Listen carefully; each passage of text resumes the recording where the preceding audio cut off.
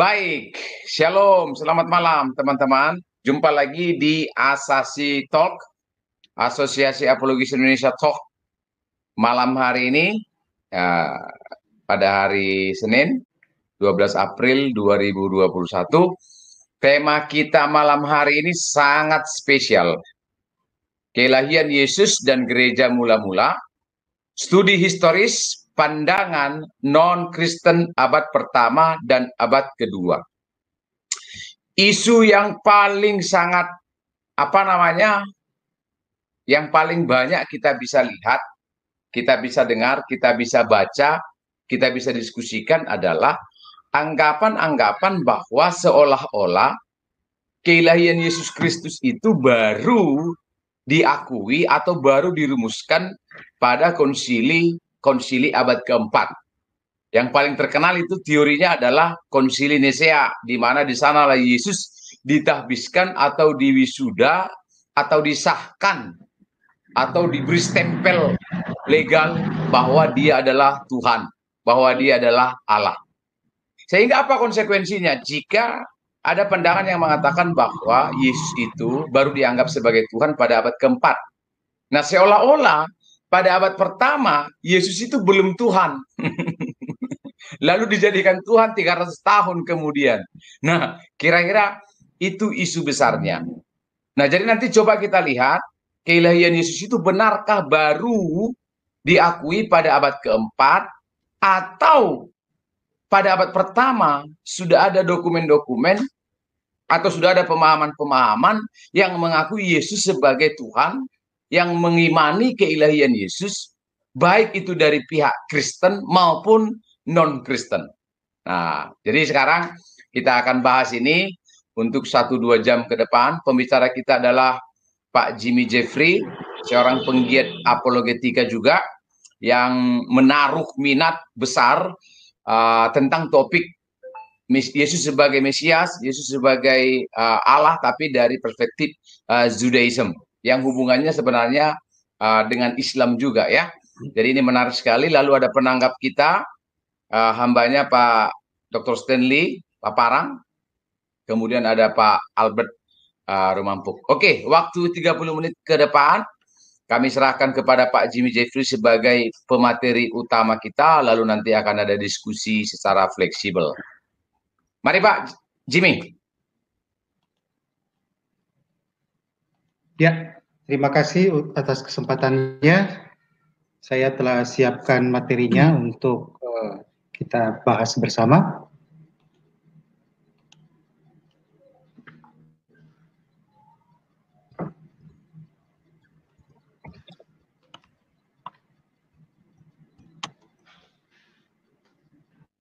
Apakah sudah muncul slide-nya? Sudah Pak, sudah. Oke, sip. Kita mulai. Topik tentang kelahiran Yesus dan Gereja Mula-Mula, studi historis pandangan non-Kristen abad 1 dan 2.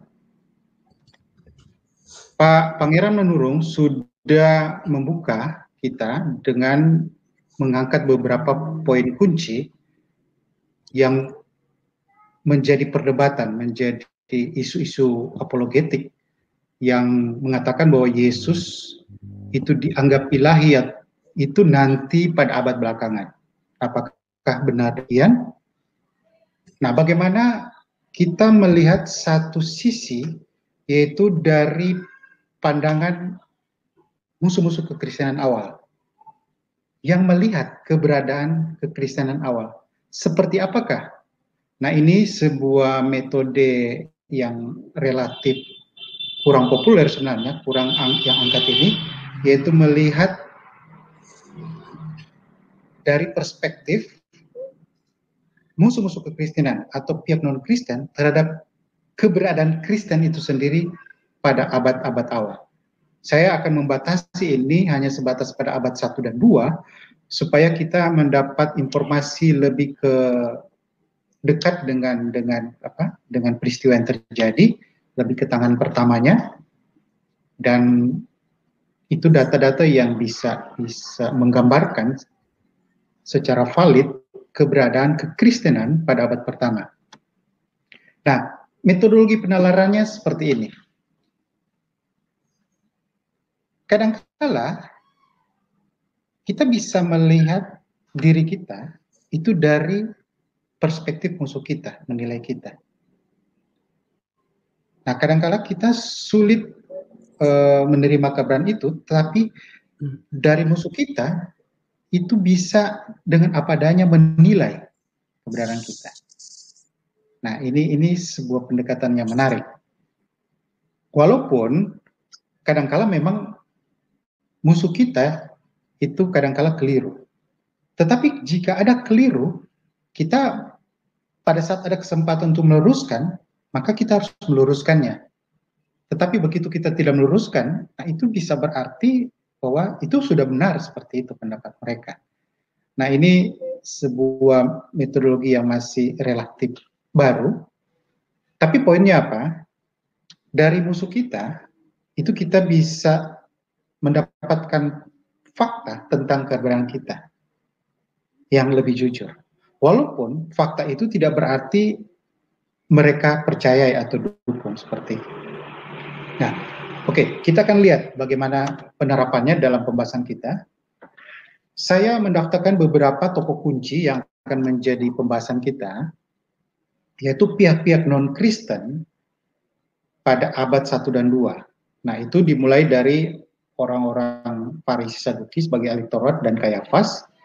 Ya, saya pakai istilah non-Kristen dalam artian pengikut Kristus yang mereka tidak percaya pada Kristus. Nah, itu kita bisa lihat dari pendapat Farisi atau ahli-ahli Taurat terhadap Yesus. Jadi bagaimana mereka menilai tentang Yesus. Nah, tentu mereka nilai berdasarkan apa tindakan dan perkataan Yesus. Kemudian Imam Kayafas, khususnya dalam sidang pengadilan Yesus. Lalu beberapa referensi lainnya, seperti Pliny, seorang gubernur Romawi, Tacitus, sejarawan Romawi, Trypho, rabi Yahudi, Lucian dan Celsus, filsuf Yunani, Fronto, penulis Romawi yang memang kurang dikenal, dan rabi-rabi Yahudi. Nah, rabi-rabi Yahudi ini yang merujuk pada Talmud, saya akan sedikit batasi karena kita berusaha mengambil referensi yang paling dini dari Talmud, yaitu pada abad kedua, karena memang rentang penulisan Talmud itu sampai sekitar abad-abad kelima. Jadi saya coba cari referensi yang paling dini di abad kedua. Oke, kita mulai masuk ke tokoh yang pertama, yaitu para ahli Taurat. Nah, ini sebuah dialog antara Yesus dengan para ahli Taurat yang setelah Yesus melakukan pernyataan, yaitu dalam Yohanes 10 ayat 30, aku dan Bapa adalah satu, tentu dengan pengajaran-pengajaran lainnya yang dipahami oleh pendengarnya, yaitu orang Yahudi saat itu, sebagai ungkapan keilahian. Maka respon mereka melempari Yesus. Respon atas apa yang diajarkan Yesus. Nah, lalu Yesus katakan kepada mereka, bukan karena suatu pekerjaan, orang Yahudi menjawabnya begini, bukan karena suatu pekerjaan baik maka kami melempari engkau, melainkan karena engkau menghujat Allah, dan karena engkau sekalipun hanya seorang manusia saja menyamakan dirimu dengan Allah. Terhadap Yesus berdasarkan apa yang mereka lihat, mereka dengar, yaitu pengajaran Yesus, yang mereka simpulkan bahwa Yesus sudah melakukan penghujatan. Nah, kalau Yesus bukan Allah dan tidak bermaksud menyampaikan ungkapan-ungkapan bahwa dia setara dengan Allah, maka sebenarnya kesempatan itu dia harus meluruskan. Tetapi yang terjadi, dia tidak meluruskan, justru malah meneguhkan. Nah, itu dalam ayat 34 sampai 35-36,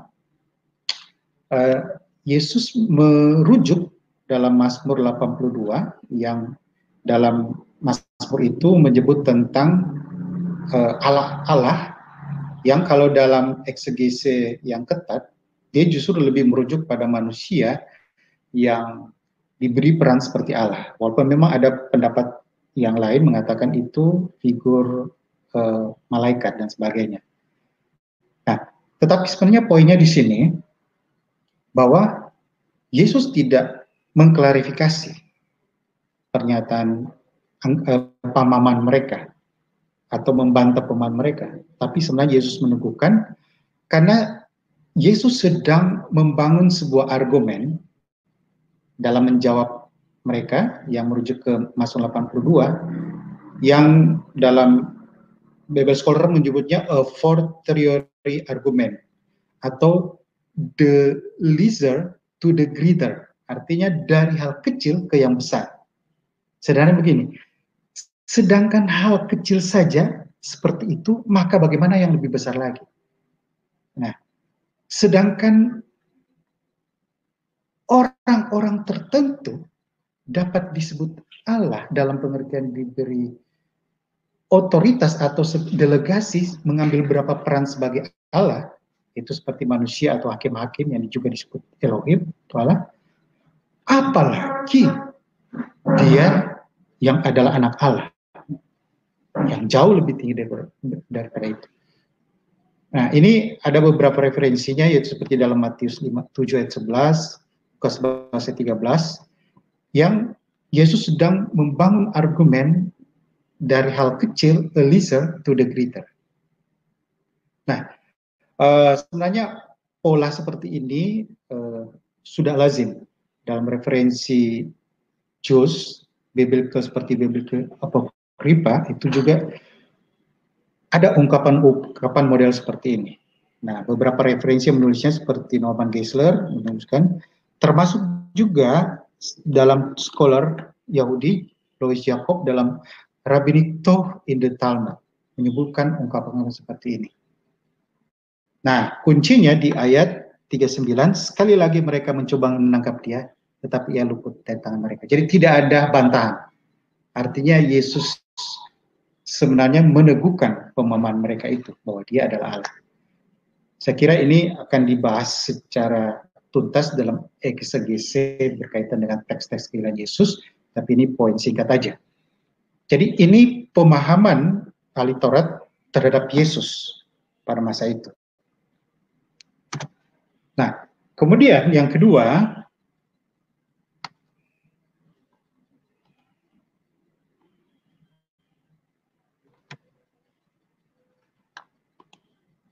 ya, ini sudah keluar. Yesus dan imam besar. Pada waktu Yesus dihadapkan ke imam besar Kayafas, dia ditanyakan, apakah engkau Mesias, anak dari yang terpuji? Dan Yesus jawab, akulah dia.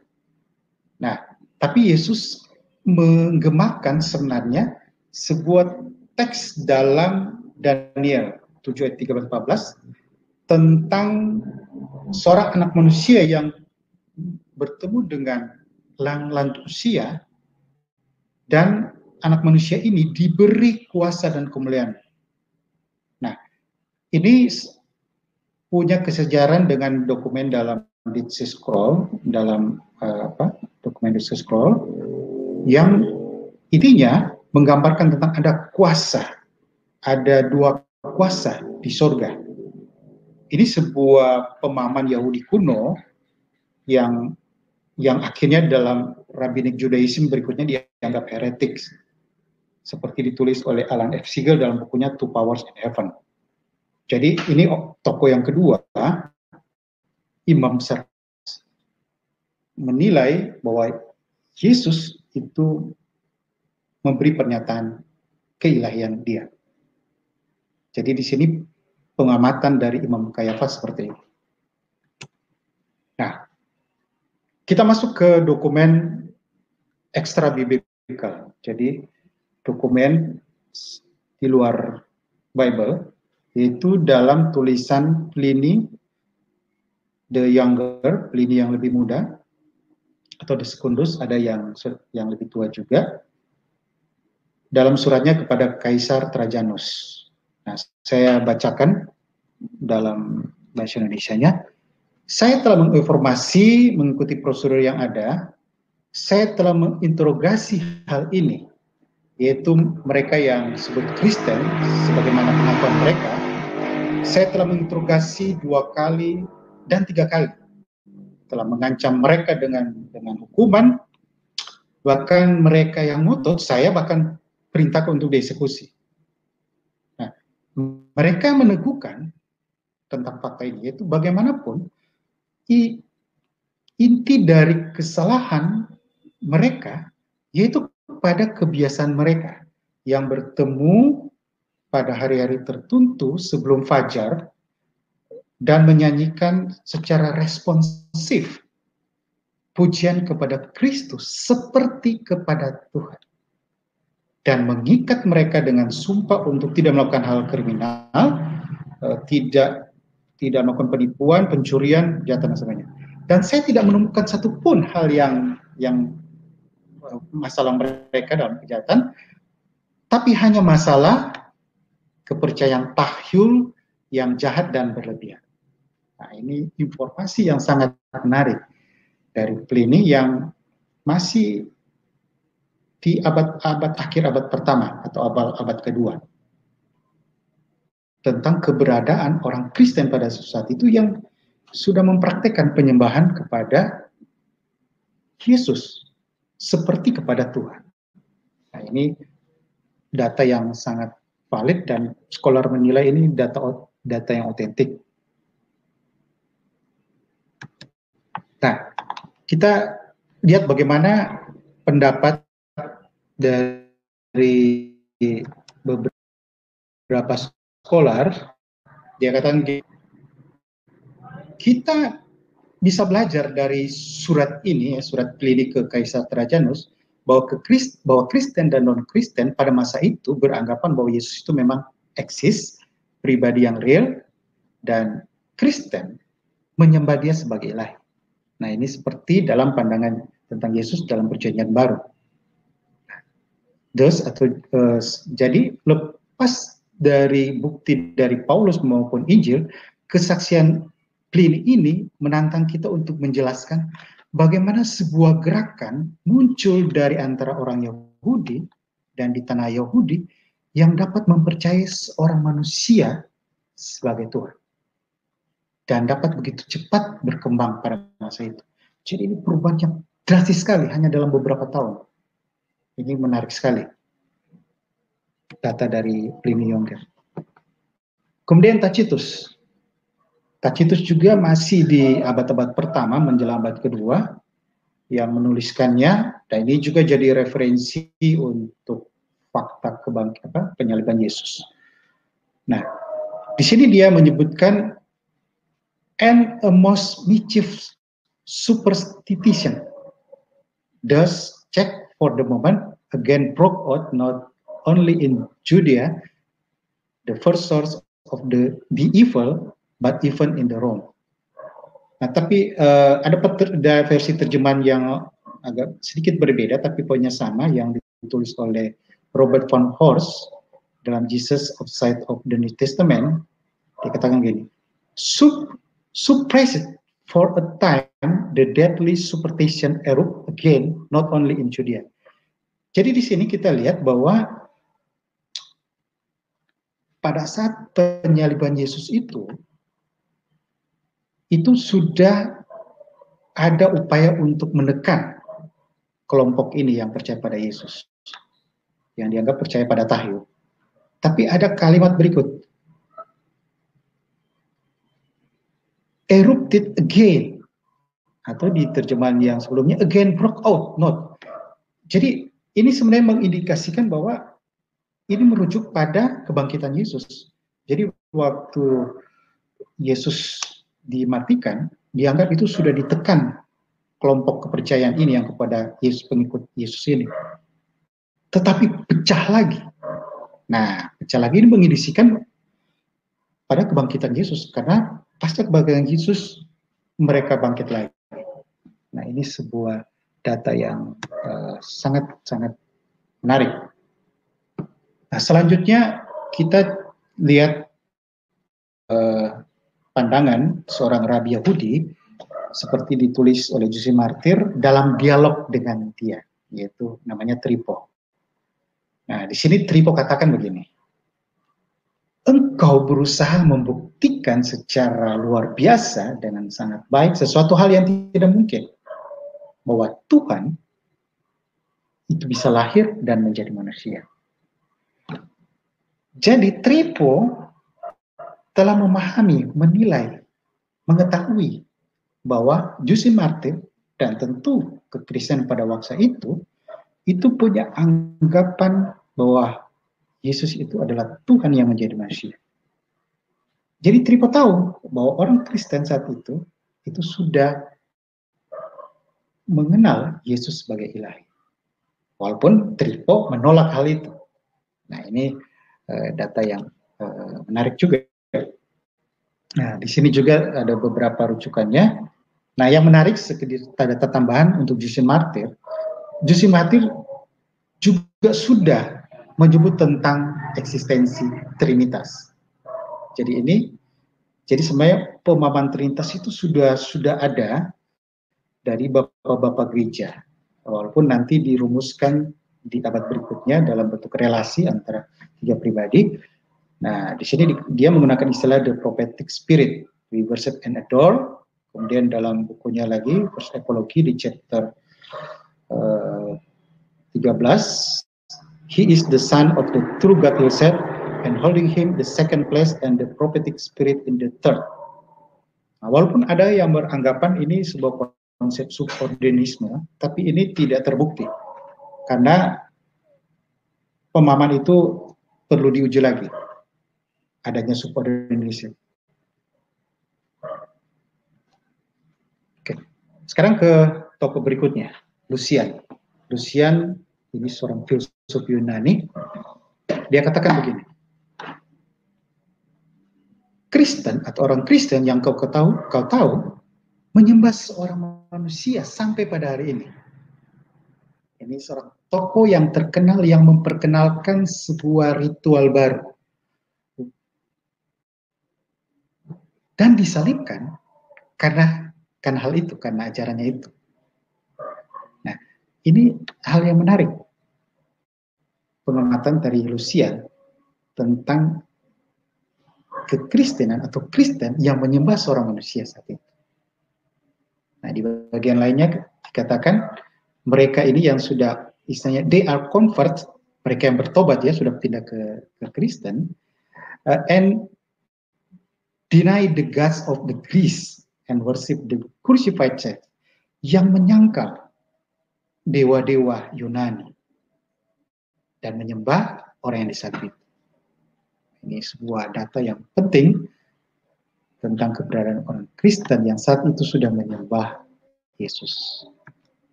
Nah, ini keterangan dari Robert Van Horst tentang siapa itu Celsus.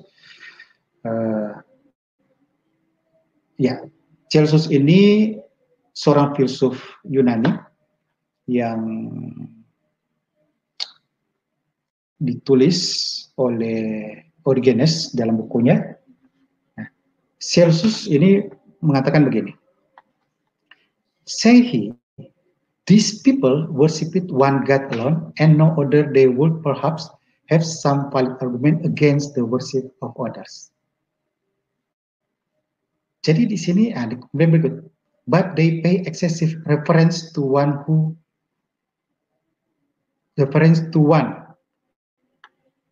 Jadi di sini, ini yang poin penting. And they think, dan mereka berpikir, it no offense. Jadi bukan sebuah serangan melawan Allah, if they worship also his servant. Jika mereka juga menyembah hambanya itu. Jadi Celsus melihat bahwa orang Kristen tidak beranggapan menyembah Yesus itu sebuah hal yang melawan Allah. Karena memang mereka memahami bahwa dia adalah Allah. Nah, ini sebuah hal yang penting, dan Origen sendiri menegaskan, we worship therefore the Father of the truth and the Son. Jadi Origenes menagih Celsus dengan menegaskan bahwa kami menyembah kepada Allah dan kepada Anak. Nanti di bagian lainnya dalam bukunya yang lain, di Principis Book, di bab 3 tentang on the Holy Spirit, nah, Origenes juga menyebut tentang Trinitas. Nah, dia katakan, in God the Father, from who both the Son is born and the Holy Spirit proceeds. Jadi sebenarnya Trinitas sudah ada dari Bapak-Bapak Gereja awal. Nah, kemudian referensi terakhir, ini Fronto, penulis Romawi, memang dia kurang dikenal karena tulisannya sudah hilang, tapi dia bisa didapat jejaknya dalam tulisan Octavius Minucius tentang pandangan dia bahwa kekristenan ini percaya pada fantasi-fantasi yang tahyul. Ya itu tadi, berarti merujuk pada pemahaman tentang Yesus sebagai Allah, itu dianggap fantasi-fantasi tahyul oleh Fronto. Nah, ini seperti katakan oleh Larry Hurtado. Hurtado menyebutkan tentang keberadaan ini, dan Luke Timothy Johnson ini seorang scholar yang jadi lawan berat untuk Jesus Seminar. Dia menuliskan tentang ini, referensi tentang Fronto dalam buku Octavius tentang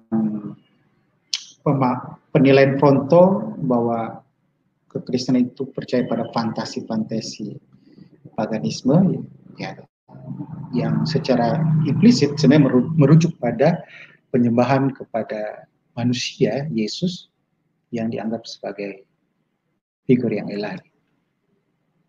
Nah, terakhir sekali, ini sedikit variasi saya angkat tentang aspek mujizat Yesus. Nah, ini saya mengambil referensi dari Talmud, Sanhedrin 43 dan 107b, yang menyebut bahwa Yesus melakukan sihir, jadi mempraktikkan sihir. Nah, ini berarti berkaitan dengan hal-hal mujizat yang dilakukan, yang bagi orang Yahudi yang tidak percaya menganggap itu sebagai sihir, tapi bagi yang percaya justru menerima dia sebagai Tuhan. Nah, ini sebenarnya data ini membantah pandangan liberal scholar yang menganggap itu mitos, bahwa kisah-kisah mujizat itu cuma rekayaan gereja dan sebagainya. Saya kira ini mudah dibantah dari data Talmud ini.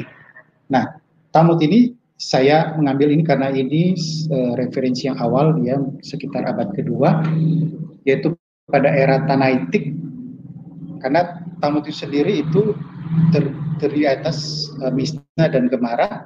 Mishnah itu oral tradition yang kemudian dikukuhkan mulai oleh Rabbi Akiva, itu sekitar tahun 1300-an, dilanjutkan oleh Rabu Meir, dan sudah mulai lengkap oleh Rabbi Juda, itu pada sekitar tahun 200-an. Nah, selanjutnya dilengkapi dengan Gemara, itu tafsir atau komentari atas Mishnah. Nah, itu kemudian dikompilasi sampai sekitar abad keempat, yang kemudian lahirlah Talmud Babilonia dan Talmud Yerusalem.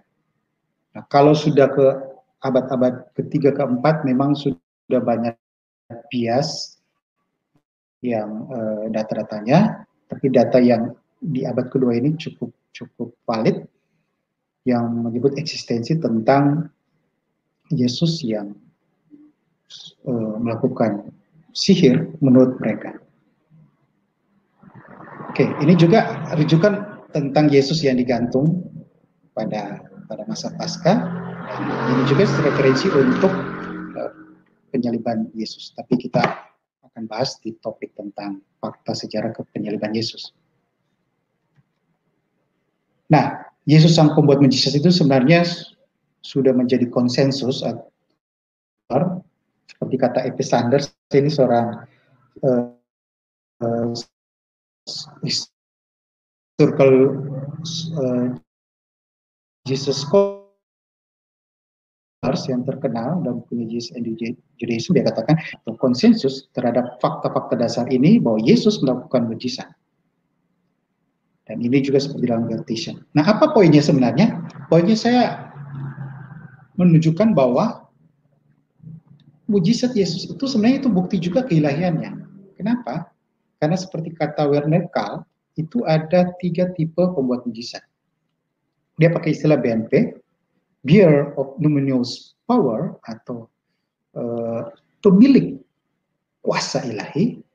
Kemudian PNP, petitioner of numinous power, yaitu pemohon kuasa ilahi. Dan terakhir, mediator of numinous power, yaitu mediasi. Nah, dia ambil contoh mediator of numinous power itu seperti Musa, lewat perantara Musa terjadi mujizat.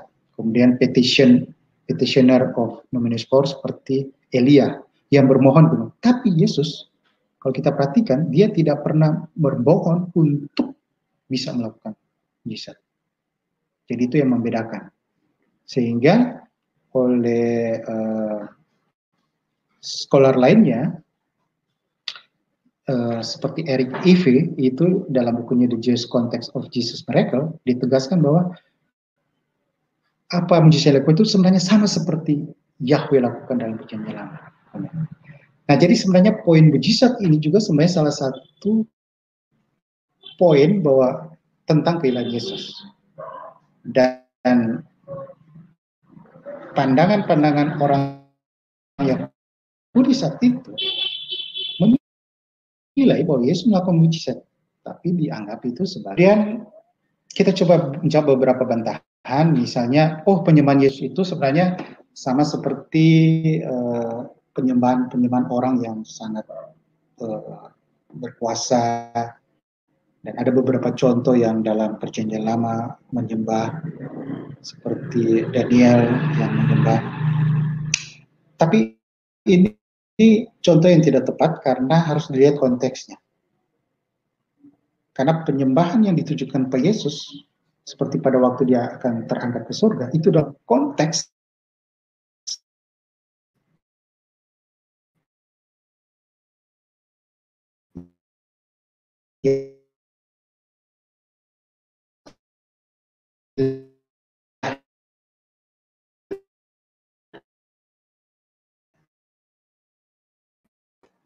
Sepertinya gangguan jaringan ya,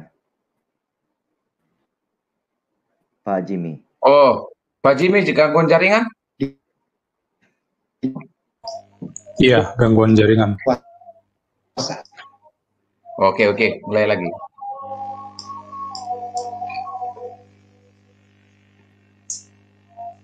Mohon Pak Jimmy, slide-nya bisa diturunkan ya. Dari tadi slide-nya tidak ganti-ganti ini. Sepertinya beliau gangguan jaringannya. Ini tidak merespon apa yang kita sampaikan. Silakan Pak Pangeran untuk memberikan sedikit tanggapan sementara menunggu Pak Jimmy ya. Pasti beliau gangguan jaringan, kalau sudah tidak respon begini gangguan.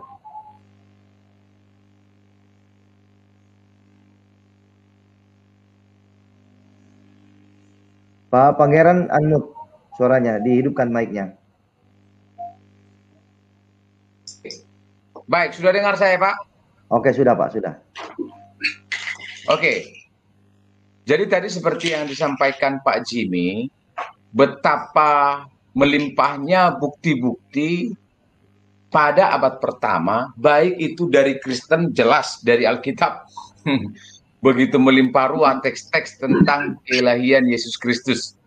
Dan itu tidak perlu diragukan lagi. Nah, tema kita keilahian Yesus dari perspektif non-Kristen. Kalau kita lihat dari kelompok Judaism Messianic atau Messianic Judaism, juga banyak sekali pengakuan bahwa Yesus itu adalah anak Allah, pribadi kedua dari Tritunggal atau Trinitas, anak Allah, begitu. Nah, misalnya Dr. Bulan Senai dalam bukunya yang berjudul Messianic Judaism atau Jewish Christianity. Ini artikelnya dipublish tanggal 29 Agustus tahun 2017 misalnya. Jelas kok dalam tulisannya bahwa kaum Yahudi sendiri pada abad pertama telah banyak menuliskan pengakuan imannya atau memproklamasikan imannya bahwa keilahian Yesus itu adalah sesuatu yang mutlak. Misalnya saya mengutip sebuah artikel dalam Messianic Jewish Congregation ini sekitar 2004.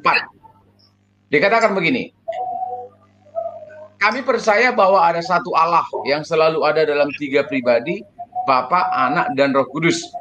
Kami percaya kepada keilahian Yesua, Tuhan, yaitu Sang Mesias, dalam kelahiran perawannya, dalam kehidupan tanpa dosanya, dalam mujizat-mujizatnya, dalam kematiannya, dan penebusan kematian melalui darahnya yang tertumpah, dalam kebangkitan jasmaninya, dalam kenaikannya ke pangkuan kanan Bapa, dan dalam kedatangan pribadinya, dalam kuasa dan kemuliaan. Ini artikel ini dipublish sekitar tahun 2004 oleh kaum Messianic Judaism.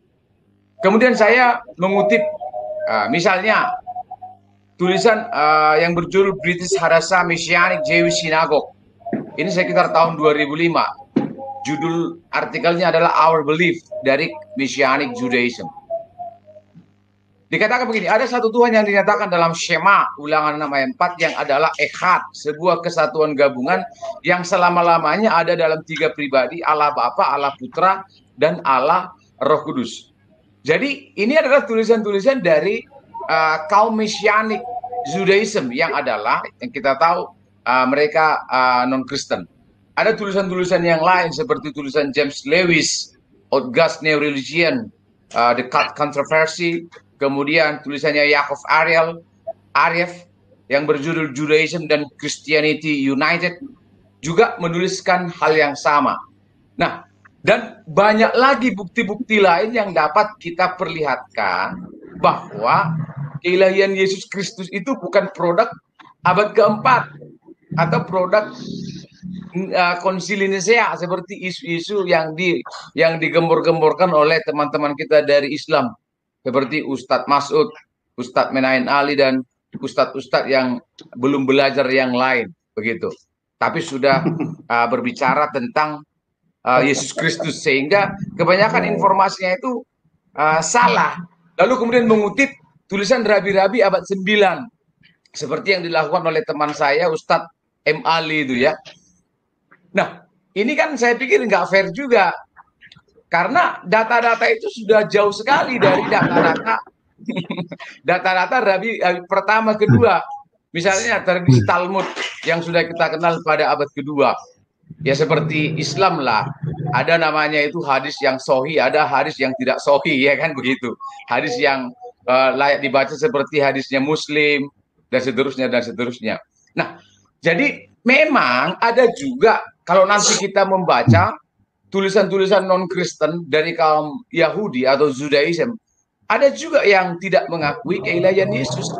Dan kita tidak perlu kaget, karena waktu Yesus hidup, ada ribuan orang yang mengikuti dia, tapi ada juga yang menolak dia, kan begitu. Sejak abad pertama, sejak zaman Yesus. Nah, begitu. Tapi jangan sampai ada penggiringan opini seolah-olah keilahian Yesus itu baru diakui di abad keempat, atau tulisan atau pengakuan iman itu baru ada di abad keempat. Itu saya pikir kesesatan informasi, ya, atau informasi yang tidak utuh. Kira-kira ini tambahan sedikit tentang literatur-literatur yang menjelaskan bahwa pengakuan kepada keilahian Yesus Kristus itu telah diungkapkan oleh orang-orang dari non-Kristen abad pertama dan abad kedua. Silakan Pak Jimmy, tadi sinyalnya bermasalah, jadi kami ambil alih sebentar. Mari Pak, kami kembalikan kepada yang berwajib. Oh iya, tadi presentasi saya sudah selesai. Atau mungkin tadi Belum. terputus ya? Mungkin pada slide.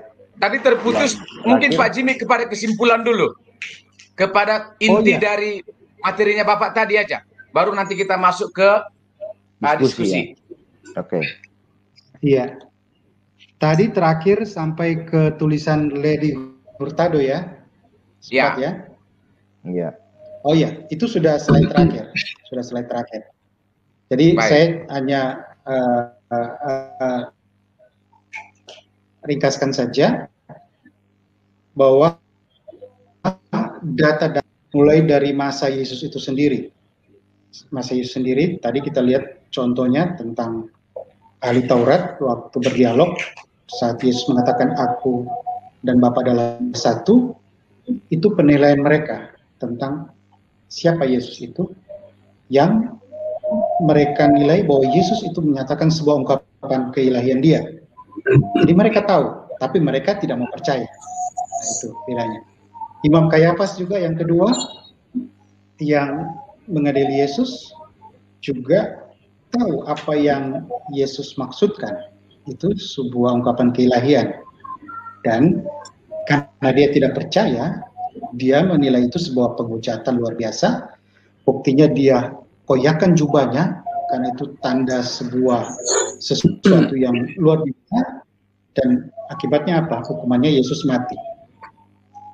Nah, lalu kita masuk tadi ke data-data referensi lainnya, seperti dari Pliny tentang eksistensi kehidupan kekristenan mula-mula pada waktu itu.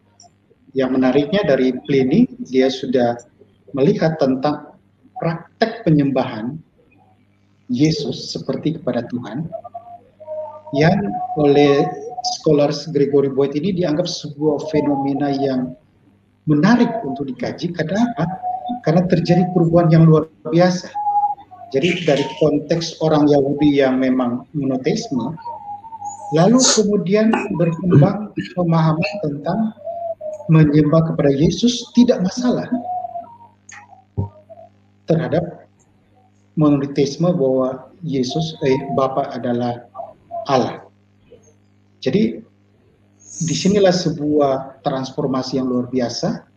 Mereka menerima Yesus yang ilahi, sama seperti mereka menerima Yahweh sebagai yang ilahi. Nah, ini sebuah perubahan luar biasa, dan seperti kata Larry Hurtado yang di bagian terakhir ini, bahwa iman kepada Yesus yang ilahi ini sebuah ledakan, jadi sebuah eksploitasi yang terjadi bukan secara bertahap. Jadi tidak ada istilah bertahap mereka mengenal Yesus ilahi, tidak. Tetapi mulai dari gereja, mulai dari masa murid Yesus sendiri, gereja mula-mula pun itu sudah mengenal tentang Yesus ilahi. Nah, nanti rumusan seperti rumusan doktrinal itu nanti Konsili Nicea itu hanya merumuskan saja formulanya, bagaimana hubungan antara Bapa, Anak, dan Kudus. Tapi pada hakikatnya iman gereja mula-mula itu sudah mengenal Yesus yang ilahi. Bahkan saya sudah memberi kutipan dari referensi seperti dalam Justin Martyr dan Origenes, yang mereka bapak-bapak gereja babad kedua, yang juga menyebut tentang Trinitas. Jadi ini keliru kalau dikatakan Trinitas nanti muncul di abad keempat. Tapi memang sudah dikenal oleh Bapak Gereja. Seperti itu. Oke, saya kira itu ringkasan dari apa yang saya sajikan tadi. Silakan rekan-rekan untuk menanggapinya. Oke, mungkin saya dulu Pak Stanley ya. Saya sepakat dengan Pak Jimmy, tadi sudah begitu limpah kita melihat ya bukti-bukti secara historis tentang keilahian Kristus yang dinyatakan oleh pihak-pihak yang non-Kristen.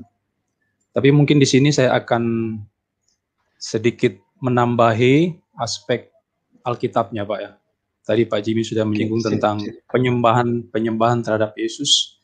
Dan menurut saya ketika orang-orang Yahudi di abad pertama mereka ada bersama Yesus, lalu mengikuti Yesus dan bahkan menyembahnya, itu merupakan bukti bahwa Yesus itu bukan hanya sekedar manusia biasa saja, tapi dia adalah pribadi yang ilahi, di mana dia itu adalah Allah itu sendiri. Misalnya ya, kita melihat dalam teks Matius 14 ayat 33. Dan orang-orang yang ada di perahu menyembah dia, katanya sesungguhnya engkau anak Allah. Nah tentu kita sudah tahu bahwa tindakan penyembahan para murid itu mereka arahkan kepada guru mereka, menurut ayat tersebut, yaitu kepada Yesus, yang mereka sebut dengan istilah anak Allah. Nah dalam konteks ayat ini, kita harus menentukan dulu. Kita harus menentukan apakah tindakan penyembahan itu ditujukan kepada Allah atau bukan. Karena para murid menyembah Yesus hanya mengatakan dia sebagai anak Allah. Nah, apakah itu mencatat bahwa tindakan penyembahan itu ditujukan kepada pribadi ilahi atau bukan? Nah, menurut saya ada dua hal yang harus kita pahami dari teks ini. Yang pertama, kita harus tahu dulu adakah batasan dari kitab suci tentang siapakah yang patut untuk menerima sembah itu. Nah, kalau kita melihat berabad-abad sebelum kelahiran Kristus, misalnya ada sebuah raja di Babel yang bernama Nebukadnezar, dia itu mendirikan sebuah patung emas, lalu memerintahkan segala bangsa untuk sujud menyembah patung itu. Nah, perintah raja itu bukan hanya sekedar perintah, tapi itu disertai dengan sebuah ancaman di sana. Yaitu siapa yang tidak sujud menyembah akan dicampakkan seketika itu juga ke dalam perapian yang menyala-nyala. Itu kita bisa melihat dalam Daniel pasal 3 ayat 6. Nah, kalau kita mencermati ayat ini, maka tindakan penyembahan itu dikaitkan dengan sebuah konsekuensi yang sangat keras di sana. Atas mereka yang menolak penyembahan tersebut. Nah, pada waktu Nebukadnezar memberi perintah penyembahan itu, apa yang terjadi? Nah, mungkin karena takutnya orang-orang di sana pada waktu itu mendengarkan ancaman di balik perintah itu, nah kelihatannya rakyat pasti melakukan titah raja itu dengan sujud menyembah patung tersebut. Tetapi ternyata tidak semua orang melakukan titah raja tersebut. Ada 3 orang yang menolaknya, yaitu Sadrak, Mesak, dan Abednego. Nah, ketiga orang Yahudi itu berkata kepada Raja Nebukadnezar, ya, tidak ada gunanya kami memberi jawab kepada Tuanku dalam hal ini. Jika Allah kami yang kami puja sanggup melepaskan kami, maka ia akan melepaskan kami dari perapian yang menyala-nyala itu, dan dari dalam tanganmu, ya Raja. Tetapi seandainya tidak, hendaklah Tuanku mengetahui, ya Raja, bahwa kami tidak akan memuja dewa Tuanku, dan tidak akan menyembah patung emas yang Tuanku dirikan itu. Itu dalam Daniel pasal 3, 16-18. Di sini kita melihat ya, bahwa Sadrak, Mesak, dan Abednego tahu betul makna penyembahan itu seperti apa. Bagi mereka itu hanya bisa ditujukan kepada Allah, tidak bisa kepada yang non-Allah. Tidak bisa seperti itu. Makanya secara tegas mereka menolak penyembahan kepada yang bukan Allah, dalam hal ini patung emas itu. Walaupun nyawa itu menjadi taruhannya. Nah, ini adalah data sejarah menurut saya yang dicatat oleh Alkitab Perjanjian Lama berabad-abad jauh sebelum Yesus itu lahir.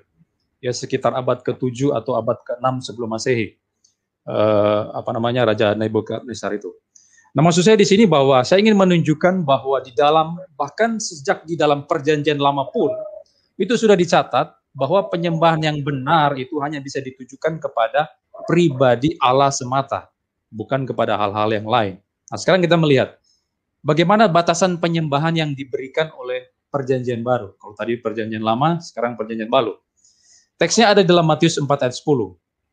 Maka berkatalah Yesus kepadanya, "Enyalah iblis, sebab ada tertulis, engkau harus menyembah Tuhan Allahmu, dan hanya kepada Dia sajalah engkau berbakti."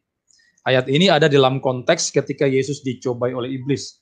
Lalu di ayat 8-9 dicatat, iblis membawa Yesus ke gunung yang sangat tinggi, memperlihatkan semua kemegahan dunia, dan berkata kepadanya, "Semua itu akan kuberikan kepadamu, kalau engkau sujud menyembah aku." Nah, apa respon pada Yesus? Di ayat 10, Yesus menyatakan, "Enyalah iblis, sebab ada tertulis, engkau harus menyembah Tuhan Allahmu, dan hanya kepada Dia sajalah engkau berbakti." Nah, di Perjanjian Baru justru semakin dipertegas menurut saya. Kata-kata engkau harus menyembah, itu dari kata dasar proskuneo di sana. Dan menurut saya kata ini tidak boleh dipisah dari kata-kata selanjutnya, yaitu engkau berbakti. dari kata dasar latrewo. Nah, sekali lagi bahwa penyembahan yang dibicarakan dalam teks ini tidak boleh dilepas daripada aktivitas ibadah, daripada orang-orang yang menyembah. Nah, dalam hal ini, itu hanya bisa dilakukan dan diarahkan kepada Allah semata, menurut kesaksian Yesus tadi. Nah, ternyata kalau kita melihat dalam Matius 14 ayat 33 tadi, di sana rupanya Yesus disembah, ya, diproskuneo oleh para murid. Nah, kesimpulannya apa? Nah, kita sudah tahu konteksnya, bahwa ayat itu sedang menceritakan ada angin ribut dan gelombang yang menerjang perahu para murid. Ini adalah dua kegiatan spektakuler yang dilakukan oleh Yesus. Saya setuju dengan pendapat Pak Jimmy tadi bahwa mujizat yang dilakukan Yesus adalah salah satu bukti bahwa dia itu adalah Allah. Itu menunjukkan pada keilahian pada Kristus, mujizat yang dilakukan. Nah, apa itu yang terjadi? Yang pertama, Yesus mengajak Petrus untuk jalan di atas air. Nah, ini mujizat yang luar biasa itu. Bayangkan Petrus hanya manusia biasa, bisa jalan di atas air dia. Lalu yang kedua yang terjadi adalah apa? Yesus menenangkan badai itu. Ketika Yesus hadir di sana, seketika itu juga laut menjadi tenang. Ini adalah sebuah surprise bagi murid-murid menurut saya. Mereka terkejut dan terkaget-kaget di sana. Dan akhirnya melakukan sebuah tindakan yang hanya bisa dilakukan kepada Allah saja. Yaitu apa? Mereka menyembah Yesus. Ada tindakan penyembahan di sana. Bahkan jika kita lihat ayat-ayat selanjutnya dicatat bahwa Yesus juga menjadi sasaran doa dari para murid-muridnya. Stefanus dan sebagainya, ada doa, pemujaan kepada Yesus. Nah, kesimpulannya apa? Jelas bahwa di sana Alkitab ini menunjukkan bahwa Yesus adalah Allah. Kenapa? Karena dicatat dalam Matius 4 ayat 10, hanya Allah yang wajib untuk disembah. Yang kedua yang terakhir. Bagaimana ayat itu bisa kita pahami menunjuk kepada pribadi Allah? Yang kedua, dari istilah anak Allah yang ditekankan dalam teks tersebut. Nah, ini seringkali yang disalahpahami oleh kelompok Islam, ya, para polemikus Islam seperti Habib Rizik, yang mengatakan bahwa istilah anak Allah itu berarti anak Tuhan itu lahir. Kalau anak Tuhan lahir, bidannya siapa? Nah, ini sebuah straw man yang ditujukan kepada iman Kristen yang menunjukkan daripada kebodohan daripada Rizik itu sendiri.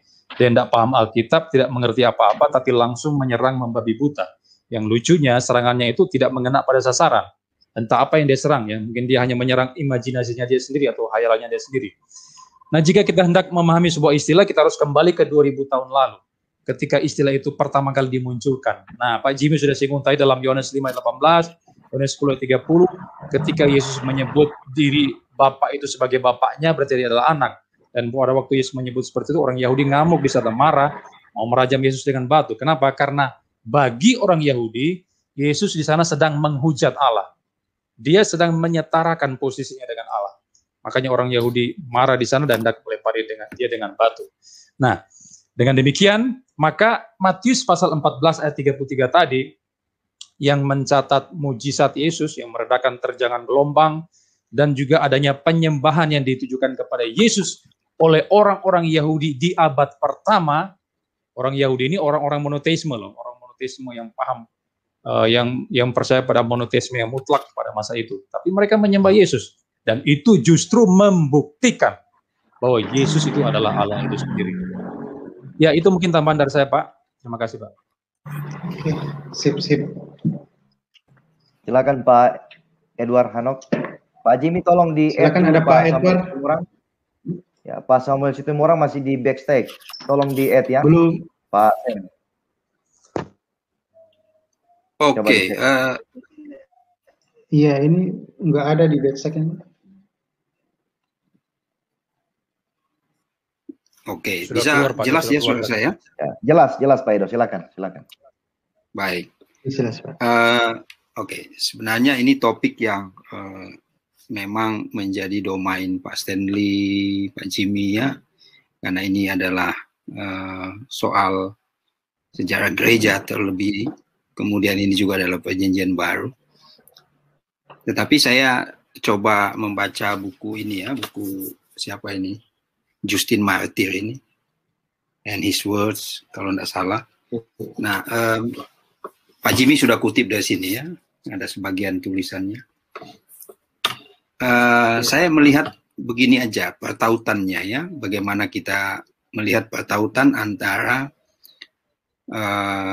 misalnya apakah memang Perjanjian Baru itu menjadi semacam ayat-ayat proof text yang hendak kita angkat kemudian menjadi sebuah pembuktian misalnya. Atau memang Perjanjian Baru itu memang itu adalah penyataan Allah yang dengan sendirinya menunjukkan bahwa memang di satu sisi kalau kita bicara penyataan Allah itu kan ada dua ya. Kalau dalam Perjanjian Baru bisa menunjuk kepada kitab suci itu sendiri atau juga kepada Yesus ya. Kenapa saya bilang pertautannya? Ini mesti balik ke belakang. Saya sedikit membaca tadi soal Justinus Martyr ya, yang dikutip oleh Pak Jimmy. Bahwa beliau itu memang dekat dengan tradisi Judaism tentu ya. Meskipun dia adalah seorang filsuf ya, dia mengutip atau banyak sekali bagian-bagian yang diangkat dari Perjanjian Lama. Nah ini tidak bisa diabaikan. Apa yang mau dihubungkan dengan Perjanjian Lama, contoh tadi yang Pak Albert bilang atau Pak Jimmy sudah kemukakan. Istilah-istilah misalnya anak manusia, itu kan familiar dalam kitab Daniel, kemudian juga di dalam Yeskiel. Nah itu adalah kitab-kitab sebenarnya adalah kitab-kitab apokaliptik. Nah kitab-kitab apokaliptik itu apakah adalah kitab-kitab misalnya yang disebut dengan kitab eskatologi? Berbeda. Jadi apokaliptik itu sebenarnya merupakan sebuah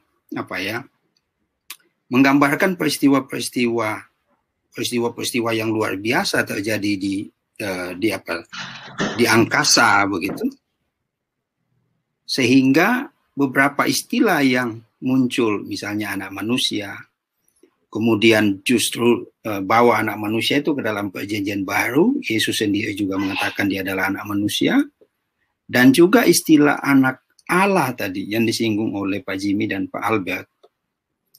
Nah istilah-istilah itu sebenarnya kalau pembacaan yang rapi atau teratur terhadap Alkitab, maka kita akan menemukan bahwa istilah tersebut itu bukan sebuah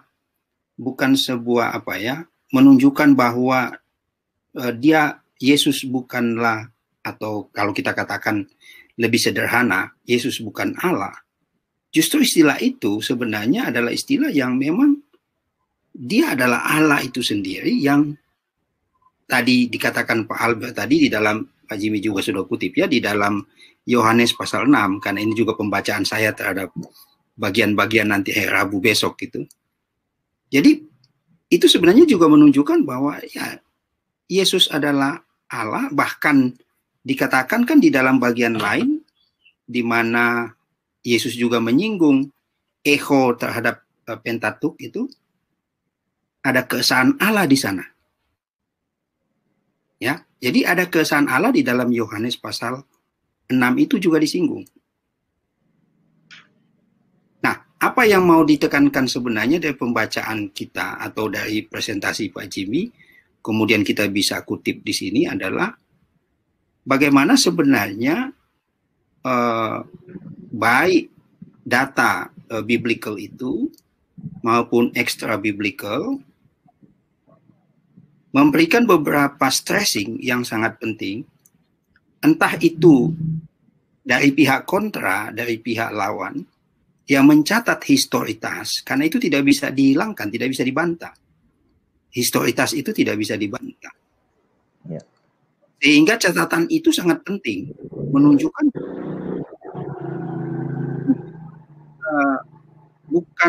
bukanlah sebuah isapan jempol, cerita turun-temurun yang diwarisi, yang bisa kemudian debatable seperti Ayub misalnya.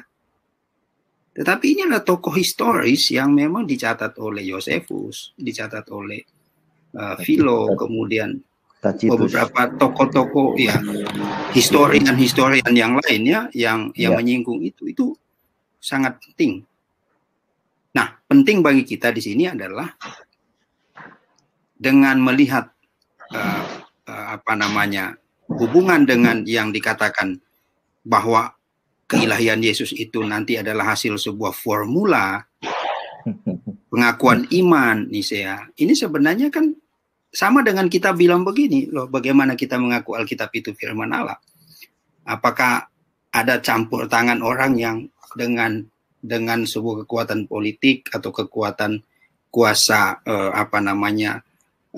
konsili kemudian mensortir ini kitab yang layak diangkat sebagai disebut kitab suci dan sebagainya? Karena pada dirinya sebenarnya kan itu bisa dari dalamnya ada namanya intrinsiknya, ada namanya wibawa, sehingga jadilah semacam kanon itu ya. Kita bisa katakan ada kanon kitab suci. Nah, hal yang sama juga kalau kita bisa bawa kepada cerita tentang bagaimana sebenarnya gereja mula-mula itu sudah berinteraksi, bahkan bukan berinteraksi sebenarnya, bagaimana mereka menghidupi itu. Iman yang sebenarnya sudah dari sejak Yesus inkarnasi, kemudian dia bangkit, kemudian murid-muridnya meneruskan cerita itu bahkan kepada Paulus, sampai kepada bapak-bapak gereja. Artinya apa yang sangat penting di sini, ini menunjukkan Yesus bukan ketika Yesus disembah itu kita pilih secara simplistis dia menyembah manusia atau menyembah Allah gitu ya. Susah juga kita bisa katakan begitu kan. Ini kapan Yesus disembah sebagai Allah, kapan Yesus disembah sebagai manusia, karena Pak Albert tadi kalau saya tidak salah menyinggung tentang Matius misalnya. Bagaimana awal-awal kisah itu? Ya kan cerita masa awal pelayanan Yesus, di mana Yesus dibawa ke padang gurun, kemudian si setan itu bilang kalau engkau menyembah aku akan memberikan, artinya ada bargaining di sini. Sebenarnya bukan soal simplistis kita bilang ada bargaining, tetapi disinilah kemudian kita melihat menyembah kepada Yesus itu tidak bisa dipisah, apakah dia kemudian menyembah manusianya, menyembah rohnya, menyembah dia sebagai Allah, menyembah dia sebagai manusia. Lalu kita katakan bahwa kalau menyembah manusia itu masuk kepada ilah. Sejarah menunjukkan bahwa sejak mula Yesus lahir, apa sih yang diberitakan oleh malaikat? Kelahiran Yesus sudah menunjukkan bahwa dia adalah Allah, bahkan sampai pada kematiannya dan kebangkitannya dia adalah Allah. Nah, ini yang sebenarnya terus terpelihara. Nah, tadi saya mengutip satu pendapat Rabi, saya lupa namanya, dia bilang, ya iman Yesus itulah yang sebenarnya sama kita. Kalau Rabi itu bilang, iman Yahudi dan iman Yesus sama, tetapi iman kepada Yesus itu yang berbeda, yang membuat kita berbeda. Maksudnya iman kepada Yesus sebagai Allah itu yang tidak bisa diterima oleh kalangan-kalangan, termasuk juga oleh Yahudi ya, yang sangat kuat kepada pemeliharaan tradisi bahwa Yesus bukanlah Allah yang sudah kita baca ya di dalam kesaksian kitab suci. Nah, jadi menurut saya apa yang menjadi catatan penting dari Pak Jimmy ini sangat baik, memperkuat bagaimana sebenarnya pemahaman kita atau keyakinan kita, iman kepada Yesus itu bukanlah iman ahistoris, tetapi iman historis yang sangat kuat, bahkan iman kepada Allah itu sendiri. Saya kira itu dari saya ya.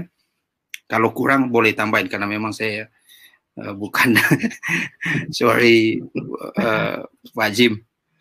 Oke, terima kasih banyak. Ya. Pak Jimmy mau respon? Saya tanggapi dulu. Ya, Pak Jimmy mau tanggapi dulu, boleh silakan. Iya, oke. Iya, ini Pak Albert dengan Pak Edward mengangkatnya dari sisi internal kekristenan, dari data internal, yang memang idealnya topik ini harus didahului dulu itu. Nah, cuma tadi saya berasumsi bahwa pembahasan bukti internal itu sudah banyak, saya mengambil sisi lainnya, saya mengambil rute lainnya. Tetapi mungkin bagi banyak orang perlu ada keseimbangan. Ya, saya berterima kasih Pak Albert dengan Pak Edward melengkapi ini dari sisi internalnya. Artinya apa? Sangat matching dengan apa yang dipahami oleh orang luar tentang keberadaan kekristenan awal itu. Jadi mereka melihat, walaupun mereka tidak mengimani, tapi mereka melihat faktanya, seperti kata Pak Edward, historitasnya, bahwa kelompok ini, yaitu kelompok Kristen mula-mula ini sebuah kelompok yang sangat mengutamakan pada satu pribadi yang disalibkan. Dan menempatkannya seperti kepada Tuhan, jadi menyembahnya dia sebagai Tuhan. Jadi ini pengamatan dari luar yang memang cocok dengan apa yang sudah diungkapkan Pak Albert dengan Pak Edward tadi. Nah, sebenarnya kalau kita pertajam lagi dari internal, memang ada benang merahnya dari kekristenan, dari perjanjian baru pada masa Yesus dengan era-era sebelumnya. Misalnya tadi Pak Edward angkat tentang terminologi anak manusia, yang memang kadang-kala orang yang nggak paham itu langsung kesimpulan bahwa itu berarti Yesus hanya manusia, anak manusia, merujuk pada kemanusiaannya. Tapi sebenarnya kalau kita kaji secara lebih mendalam berdasarkan data-data perjanjian lama atau Tanakh, bahkan dari data-data ekstra vertikal seperti dari naskah Qumran, justru terminologi anak manusia justru menunjukkan keilahiannya. Karena figur anak manusia ini dalam Daniel tadi, itu merujuk pada satu pribadi yang berkuasa. Yang kemudian itu ditulis secara komprehensif oleh seorang scholar, Alan Seeger, dalam bukunya Two Powers in Heaven. Yang menariknya, pemahaman ini memang sudah ada dalam Yahudi awal, tetapi akhirnya dianggap heretics, terutama pada era Rabbinic Judaism. Jadi memang kita harus mengerti bagaimana ada semacam perubahan paradigma berpikir dari orang-orang Yahudi, rabi-rabi Yahudi, sebelum kekristenan maupun pasca kekristenan. Karena apa? Karena pasca kekristenan itu lebih banyak pada nuansa apologetik terhadap Kristen. Jadi mereka mulai dari menolak Septuaginta, karena memang Septuaginta banyak dipakai oleh kekristenan dalam misinya, sampai mengembangkan narasi-narasi yang sangat anti pada Kristenan. Bahkan ungkapan-ungkapan seperti Yesus anak dari Pandera, Ben Stada, itu akhirnya berkembang, walaupun memang data-data ini tidak didukung data sejarah awal, tapi itu adalah sebuah ungkapan yang sangat menghina Yesus. Tapi itu dia lebih muncul belakangan. Nah, berbeda dengan Yahudi, istilahnya era The Second Temple, yang memang lebih terbuka pada pemahaman yang jika dilihat ada kesamaannya dengan konsep teologi Kristen. Nah, itu seperti diulas oleh scholar seperti Daniel Boyarin dan beberapa scholar lainnya. Oke, dan saya akan tertarik saat menekankan satu poin tentang data-data ekstrabiblical itu, yaitu poin ini penting, yaitu data-data ekstrabiblical seperti Pliny, Tacitus dan sebagainya itu oleh scholar relatif otentik, dan mereka menyajikan apa adanya, dan ini menjadi data yang sangat kuat sebenarnya untuk membuktikan kekristenan, yaitu hasil pengamatan mereka tentang bagaimana kekristenan awal sudah menyembah Yesus yang ilahi. Dan ini saya kira sangat sulit dibantah, yang mereka yang beranggapan bahwa kekristenan menyembah Yesus itu nanti ciptaan gereja di abad-abad berikutnya. Nah, walaupun memang seperti Josephus yang rujukannya ke kisah penyaliban Yesus, oleh scholar itu dianggap tidak otentik, tetapi oleh majority scholar sebagian besar otentik, walaupun ada beberapa yang diduga interpolasi, tapi historical core-nya tidak hilang dari tulisan Eusebius, yaitu tentang eksistensi adanya seseorang yang disalibkan pada masa itu.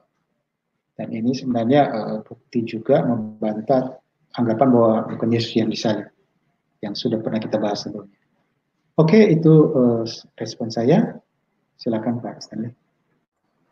Ya, saya rasa penjelasan Pak Jimmy sangat cukup untuk menandaskan bahwa konteks keilahian Yesus tidak hanya didasarkan pada bukti internal. Kalau bukti internal tadi kan Pak Albert dan Pak Edward sudah menyinggung sedikit. Pak Pangeran juga tadi sudah bicara di awal mengenai konteks ini.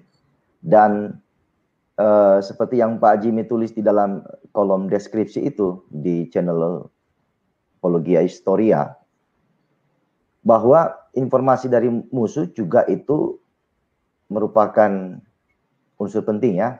Ada yang mengatakan bahwa siapa pemenang dialah pemilik sejarah, tapi itu ada benar juga ada tidak benarnya. Kalau yang menang membuat sejarah palsu, maka yang kalah, yang menuliskan sejarah yang benar bisa tertindas atau terlindas oleh informasi palsu. Nah, saya tadi coba merangkumnya apa yang Pak Jimmy elaborasikan terkait dengan bukti-bukti eksternal tentang keilahian Yesus. Saya akan berbicara mengenai dua bingkai ya. Bingkai yang pertama menanggapi apa yang dijelaskan oleh Pak Jimmy terkait dengan informasi dari musuh atau di luar dari kekristenan. Kalau kita menilik informasi atau data yang kita kumpulkan dari non-biblikal, kalau kita katakan itu sumber-sumber non-Kristen ya. Hasilnya yang pertama bisa benar, hasil dari penyampaian informasi tentang Yesus itu bisa benar. Tadi Pak Jimmy sudah mengkonfirmasi bahwa data dari Pliny, Tacitus, dan lain sebagainya, itu para scholar menegaskan cukup otentik, artinya bisa dipercaya.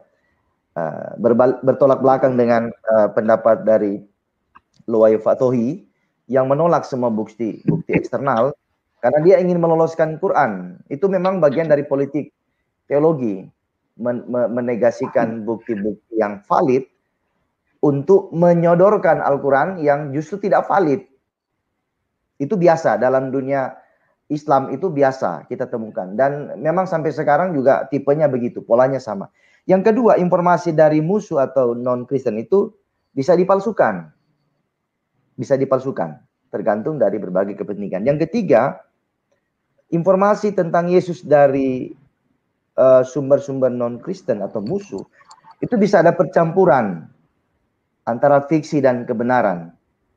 Ini kita temukan dalam data Al-Quran misalnya. Ini kan Al-Quran sudah belakangan, bisa 700 tahun rentang waktu antara abad pertama dengan abad ke-6 atau masa penulisan Al-Quran itu bisa 600 sampai 700 tahun. Itu sudah ada jarak waktu yang cukup panjang sehingga kalau dikatakan bahwa dia valid itu sangat-sangat mustahil ya, sangat mustahil. Maka ada percampuran antara fiksi dan kebenaran. Itu kita temukan di dalam konteks Quran, khususnya pada konteks kristologi. Misalnya Yesus lahir di bawah pohon, ya kan? Itu tidak ada kisah itu. Itu kan folklore ya, cerita yang berkembang dari mulut ke mulut yang dianggap itu sebagai kebenaran. Ya, tadi juga Pak Edo sudah singgung sedikit ya. Yang keempat, informasi atau data tentang Yesus dari musuh atau non-Kristen itu bisa bernuansa politis. Tadi Pak Edo sudah menyinggung sedikit nuansa politis. Itu ada nuansa politis, entah itu tentang Yesus yang apa begitu. Jadi ada semacam plus minus ya, tergantung kondisi. Apakah itu memberikan keuntungan kepada sebuah partai atau komunitas yang bermain politik di situ sehingga informasi tentang Yesus bisa benar, bisa tidak. Ada nuansa-nuansa itu yang terkandung dalam informasi. Jadi ada 4 ya, ada informasi itu bisa benar, yang kedua bisa dipalsukan, yang ketiga percampuran antara fiksi dan fakta, yang keempat bisa bernuansa politis. Nah, dari 4 konteks ini, informasi-informasi dan sumber-sumber yang sudah Pak Jimmy sampaikan dalam presentasi malam ini, tinggal kita kategorikan saja di mana. Misalnya Pliny, kalau Pliny dianggap akurat atau valid, bisa masuk dalam konteks benar. Nah, selanjutnya perkembangan abad kedua, ketiga, dan sampai kepada abad sekarang ini, informasi tentang Yesus itu masuk dalam kategori ini. Bisa benar, ya kalau di internal pasti benar, karena kita meyakini perjanjian baru itu kredibel. Nah, dari penjelasan mengenai informasi sumber-sumber non-Kristen, saya masuk kepada konteks internal. Ya, internal ini sebenarnya akan sejalan atau memberikan jalan kepada data non-biblikal. Kalau kita merujuk kepada penjelasan Pak Albert tadi dengan Pak Edo terkait dengan bukti internal, maka ketika seseorang disembah sebagai Allah, itu akan berbicara mengenai dua aspek penting ya. Kalau saya sebut dengan skema, 2 skema penting. Yang pertama dari Allah dan yang kedua dari manusia. Saya mulai dari Allah. Kalau Yesus yang ilahi, Yesus yang disembah sebagai Allah dan Tuhan, maka harus memenuhi 3 unsur. Yang pertama klaim, yang kedua perbuatan, yang ketiga kesinambungan. Saya membuktikan 3 unsur ini sebagai berikut. Klaim. Kalau Yesus mengklaim, maka dia juga harus menunjukkan perbuatan dari klaim yang sedang dibangun oleh Yesus.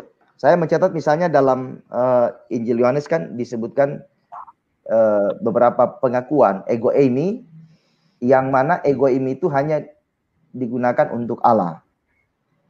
Yesus mengatakan, akulah pokok anggur, akulah terang dunia, akulah gembala yang baik, akulah roti hidup, akulah pintu, dan beberapa ungkapan pengakuan Yesus itu klaim.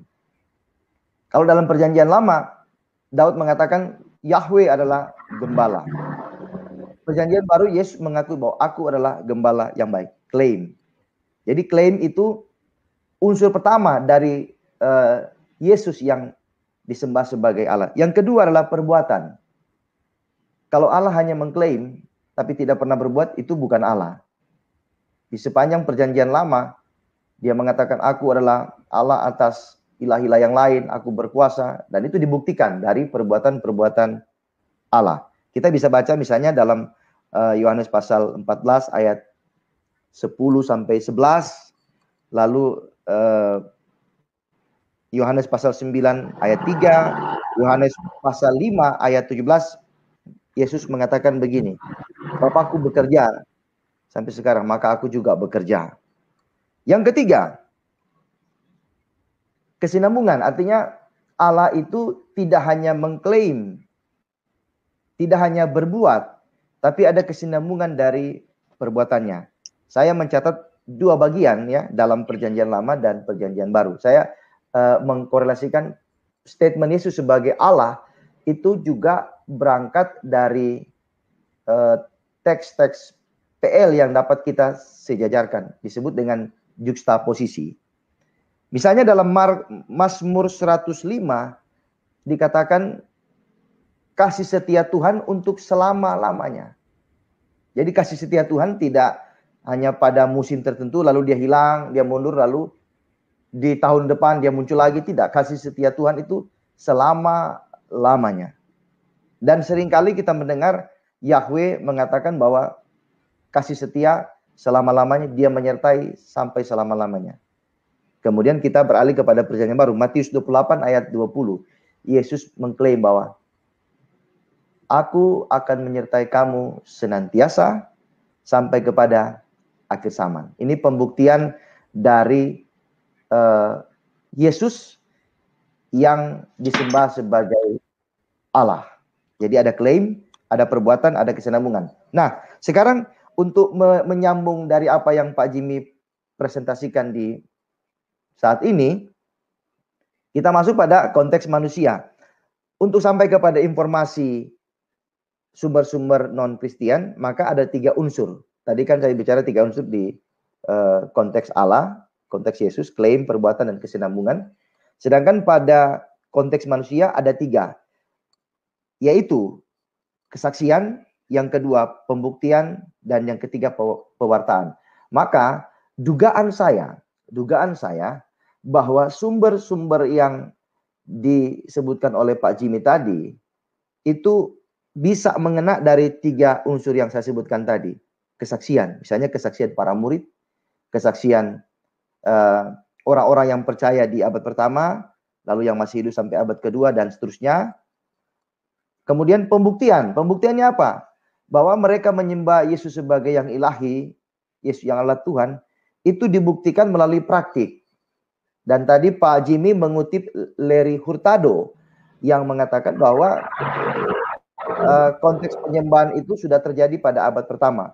Lalu Pak Jimmy juga menyinggung mengenai Pliny, informasi dari Pliny bahwa orang Kristen sudah mempraktikkan penyembahan kepada Yesus. Baru yang ketiga pewartaan, artinya ada sumber-sumber tertulis. Maka perjanjian baru ditulis karena memang para murid, para rasul itu melihat dan mengakui bahwa Yesus adalah Mesias, Yesus adalah Tuhan, Yesus adalah Allah yang menjadi manusia. Maka tadi saya menyeimbangkan antara klaim dari pihak Yesus, klaim, perbuatan, dan kesinambungan. Sedangkan pada pihak manusia yang akan tersambung dengan informasi yang Pak Jimmy sebutkan tadi, mencakup 3 unsur, yaitu kesaksian, pembuktian atau praktik penyembahan kepada Yesus, dan pewartaan, yaitu bukti-bukti perjanjian baru yang sebagaimana kita terima sekarang.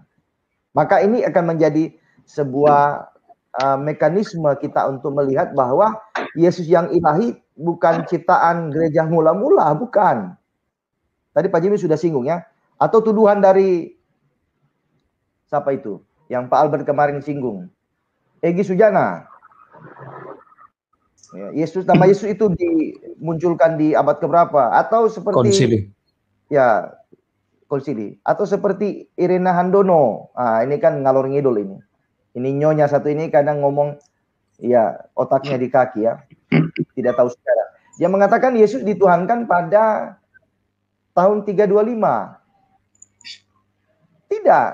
Tadi saya katakan, Yesus sebagai Tuhan dan Allah, itu dibuktikan oleh apa? Klaim, perbuatan, dan kesinambungan.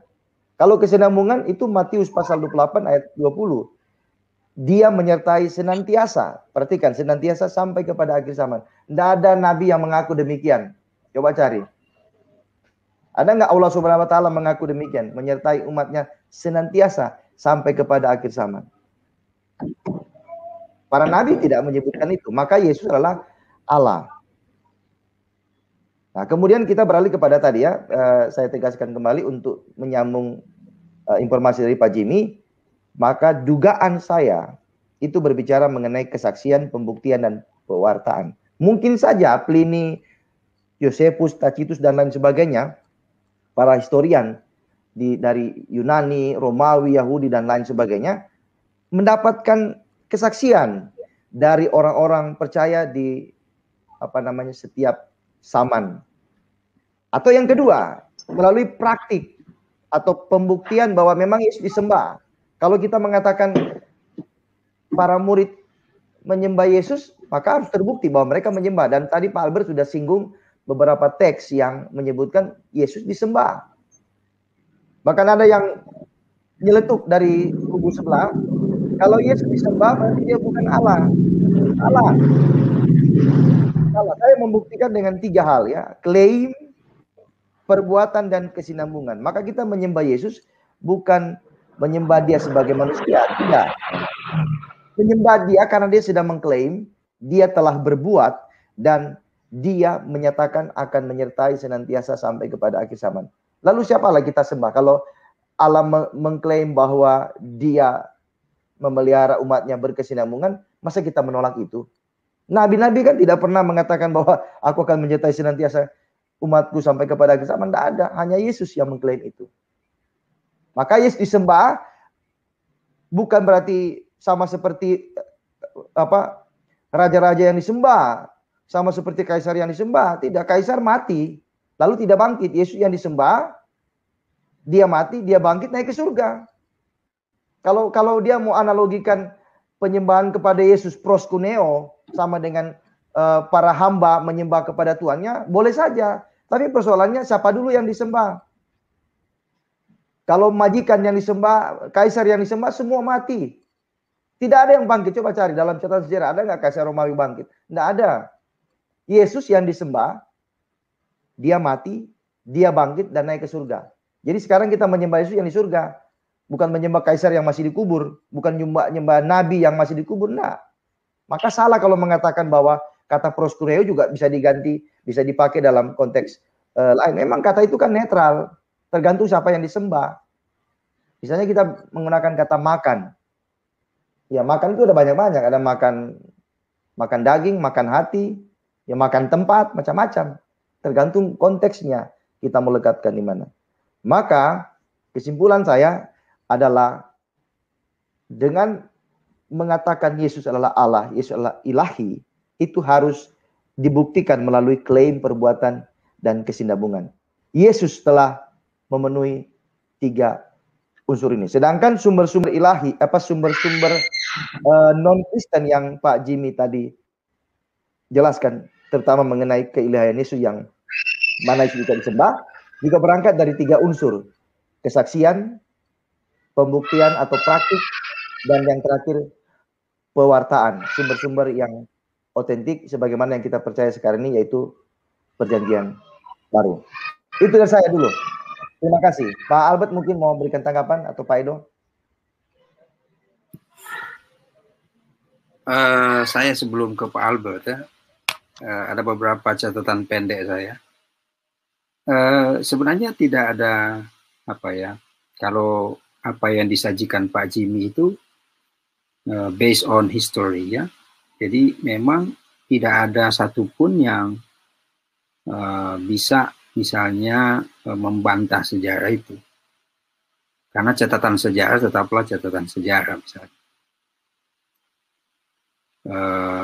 Tacitus itu atau Pliny, kemudian balik ke sini lagi ke Christian era atau ke Masehi, ada beberapa tokoh yang sejarawan ya, sejarawan Yahudi. Nah, maksud saya adalah catatan sejarah itu jika dirujuk, kita merujuk kepada bagaimana sebenarnya sorotan dari pihak luar terhadap Yesus yang memang menjadi bukan saja gereja bukan saja pada zaman rasul-rasul, tetapi kemudian ke bapak-bapak gereja. Jadi kita bisa katakan bahwa sebenarnya yang perlu justru diawasi adalah misalnya ada catatan Injil Gnostik. Nah, ini yang sebenarnya yang mesti dilihat, karena Injil Gnostik itu kan juga mencatat tentang bagaimana sebenarnya figur Yesus itu dilukiskan ya di dalam Injil Gnostik. Ada Injil Petrus, kemudian Injil apa lagi tuh? Yang banyak itu, Injil Thomas, Injil apa lagi tuh? Banyak sekali itu Injil Gnostik ya. Dengan catatan-catatan seperti itu sebenarnya yang diangkat, karena itu kan abad kedua. Jadi abad kedua Masehi, yang notabene banyak catatan itu yang saya sebut sebagai extra biblical juga. Jadi ada semacam Injil kanonik dan Injil non kanonik atau Injil Gnostik yang sama-sama memandang Yesus atau menceritakan, mengisahkan tentang siapa sebenarnya Yesus itu. Nah, nanti menarik untuk dikaji misalnya bagaimana Justinus Martir itu juga kepincut dengan Injil Petrus itu misalnya. Ada catatannya itu. Namun kalau kita mau melihat semacam kekuatan tentang keilahian, atau kita bisa lihat bahwa iman kepada Yesus itu bukan saja memang bicara tentang, pada utamanya itu bicara dari kesaksian kitab suci, dari kesaksian Injil atau kesaksian Perjanjian Baru, yang kemudian menjadi produk yang ditafsir, kemudian tokoh-tokoh di dalamnya atau Yesus itu kemudian dilihat dalam catatan sejarah, dan apa yang terjadi pada masa Yesus itu membuat sebuah catatan panjang, diperdebatkan dan sebagainya, sehingga sampai sekarang ini kalau di buku kita masing-masing ini bukan cerita lain kalau bukan cerita Alkitab semua. Apa yang dicatat semua kan di buku-buku itu, termasuk catatan sejarah itu. Saya hanya menegaskan dua hal di sini. Pertama, soal historian itu tidak bisa dibantah. Datanya, sejarahnya, fakta ada. Kemudian yang menjadi catatan justru bagi saya adalah soal Injil Gnostik itu. Injil Gnostik inilah yang sebenarnya kalau misalnya ada catatan dari mereka, saya kira sudah bukan hanya Asasi, tetapi juga ada teman-teman yang sudah membahasnya soal Injil-Injil Gnostik itu, yang menyelewengkan kisah sebenarnya tentang Yesus. Nah, ini sering juga dipakai oleh pihak sebelah yang mengangkat atau menyerang keilahian Yesus itu dengan menggunakan Injil Gnostik itu, Injil Nag Hammadi itu. Saya kira saya membaca Perjanjian Baru tentu membaca sejarah juga, ya, membaca PL juga membaca sejarah. Misalnya diangkat oleh Pak Jimmy masa Second Temple itu, kemudian masuk ke sini kepada masa bagaimana sebenarnya peperangannya di kalangan internal orang Yahudi, yang ada Bar Kokhba dan seterusnya, ada Selots dan seterusnya. Itu semua tradisi yang hidup, yang dipelihara, yang memang dalam konteks sudah dibahas berkali-kali tentang konteks mesianik, ya. Dan hidup juga keterkaitannya dengan apa yang disinggung oleh gereja mula-mula tentang Yesus yang diurapi itu. Nah, saya kira itu catatan pendek saya, tidak ada soal, ya. Justru ini menjadi sangat produktif kalau ini diteruskan kepada satu artikel, Pak Jimmy. Thank you, Bro. Nanti artikelnya nanti bergabung dengan Pak Albert, ya, di buku Asasi berikutnya. Yes. Jadi dua penulis tidak apa-apa, jadi bisa dilanjutkan ke artikel. Nanti kita pikirkan apa judulnya, soal, ya, masih terkait kristologi. Tugas-tugas. Pak Jimmy mau tanggapi, silakan. Ya, saya tanggapi beberapa poin. Pertama, tadi Pak Edward singgung Injil Gnostik. Memang saya pikir-pikir apakah mengangkat itu, cuma karena saya menganggap itu masih insider, saya pikir nanti perlu pembahasan tersendiri. Tapi poin singkatnya saya gini, Injil Gnostik pun justru dalam warna teologinya yang lebih ke sinkretisme kekristenan dengan Gnostik, justru menyajikan figur Yesus yang ilahi. Bahkan mereka menolak aspek kemanusiaan Yesus, karena itu ada kaitan dari proto-Gnostik, atau Ben Witherington bilang itu proto-Gnostik, itu ajaran doketisme yang ditanggapi oleh Rasul Yohanes dalam suratnya itu. Jadi justru Injil Gnostik sangat meninggikan keilahian Yesus, tapi tentu khas keilahian konsep mereka yang Gnostik, yang antara Allah yang tidak kelihatan dan kelihatan dan sebagainya. Tapi itu perlu pembahasan yang lebih spesifik dalam domain lain. Nah, kemudian Pak Tadi angkat tentang validitas data sejarah ini. Memang seperti Lou Fatohi mencoba mempersoalkan, tapi saya kira ini tulisan Fatohi itu kesannya buku akademik, tapi sebenarnya hanya dibungkus kulitnya aja dengan akademik, tapi lebih ke polemik. Seperti itu. Nah, apakah data-data itu valid? Saya kira sangat valid. Kenapa? Pliny Younger, itu dia juga dia seorang gubernur di Kenia, dan dekat dengan Kaisar Trajanus.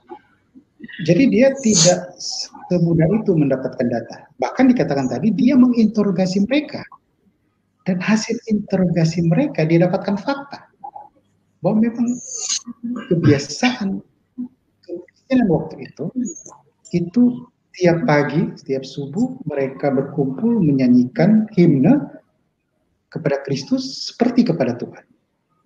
Jadi ini data yang sangat valid. Nah, mungkin himne itu bisa termasuk himne yang ditulis oleh Rasul Paulus dalam Filipi 2, dan mungkin himne kristologi lainnya. Jadi saya kira datanya valid. Tacitus juga, dia juga bukan orang sembarangan, dia sejarawan Romawi, bahkan dia termasuk gubernur Asia. Jadi mereka punya akses ke informasi, termasuk ke orang-orang yang mereka perlu interogasi.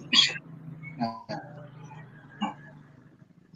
kalau ada yang mencoba membantah data sejarah ini, it's okay, tapi sajikan data pembanding.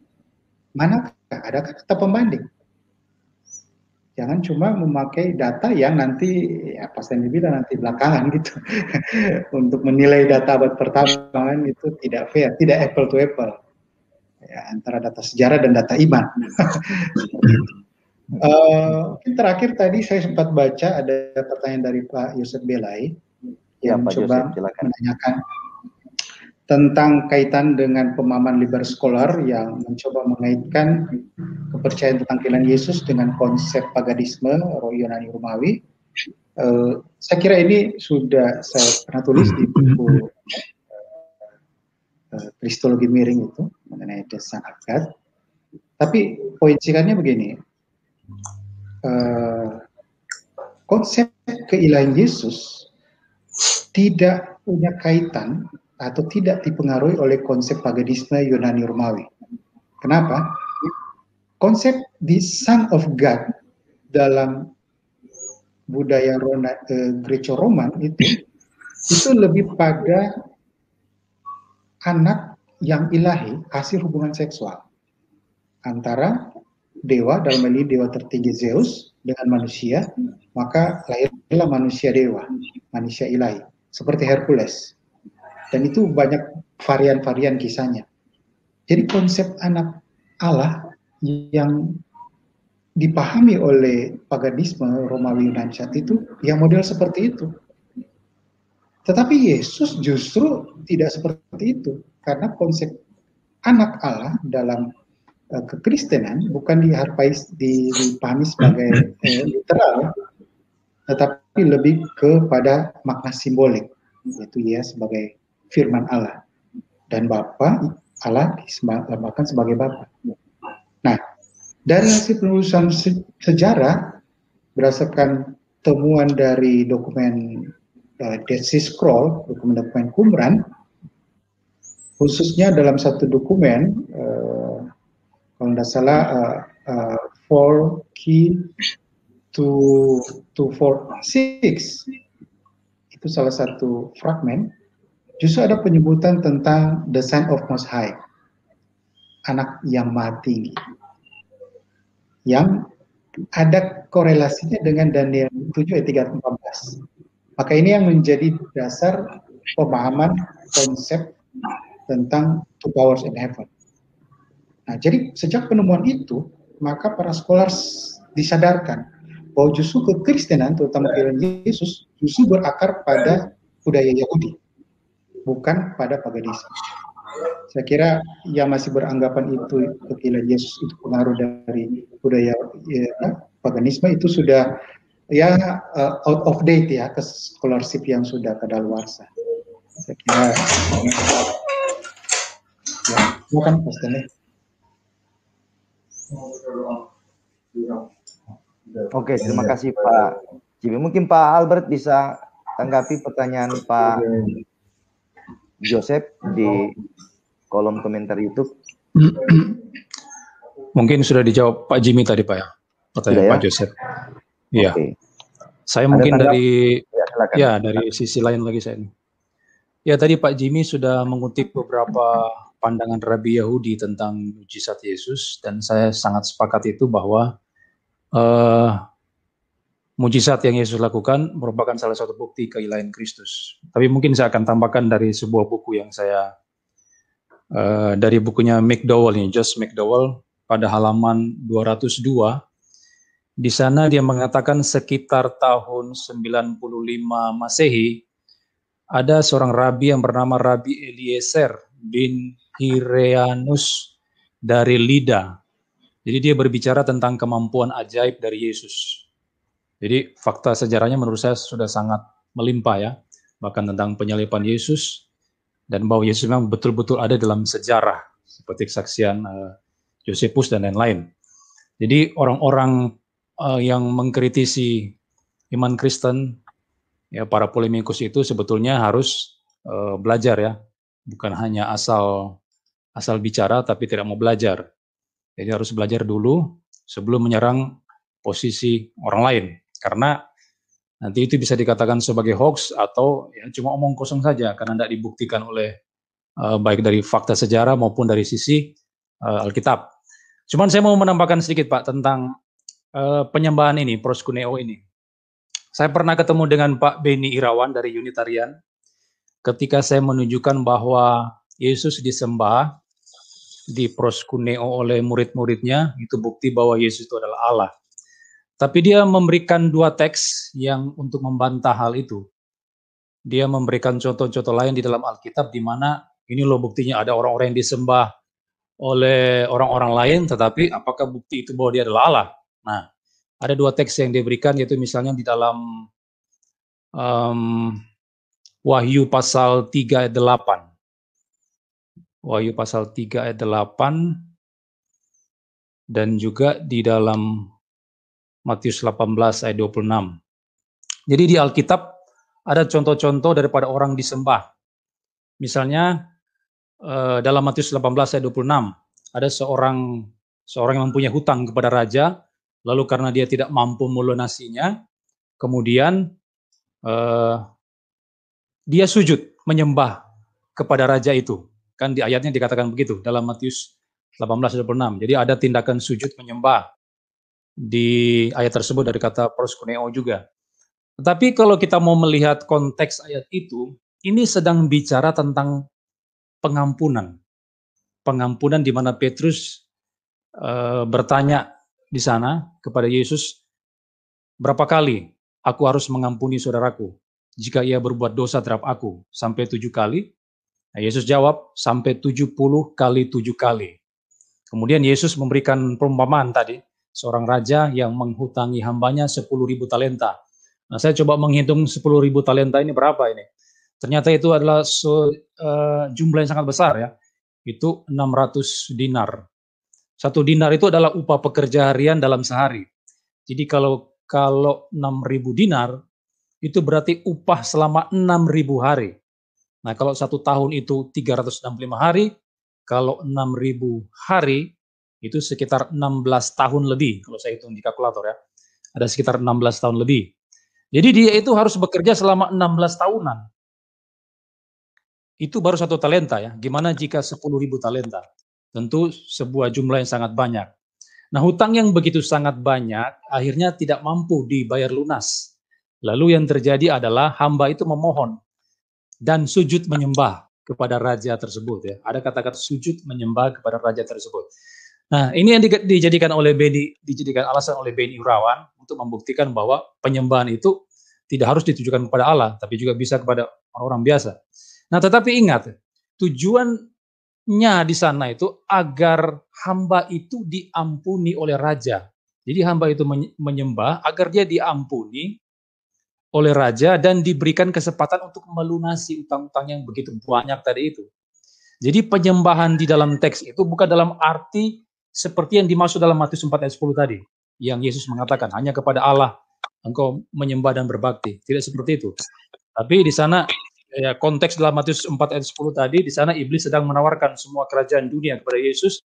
Nah, berarti berarti iblis di sana sedang memposisikan dirinya itu sebagai pemilik atau penguasa semua kerajaan dunia yang kemudian dia tawarkan kepada Yesus untuk ditukar dengan penyembahan.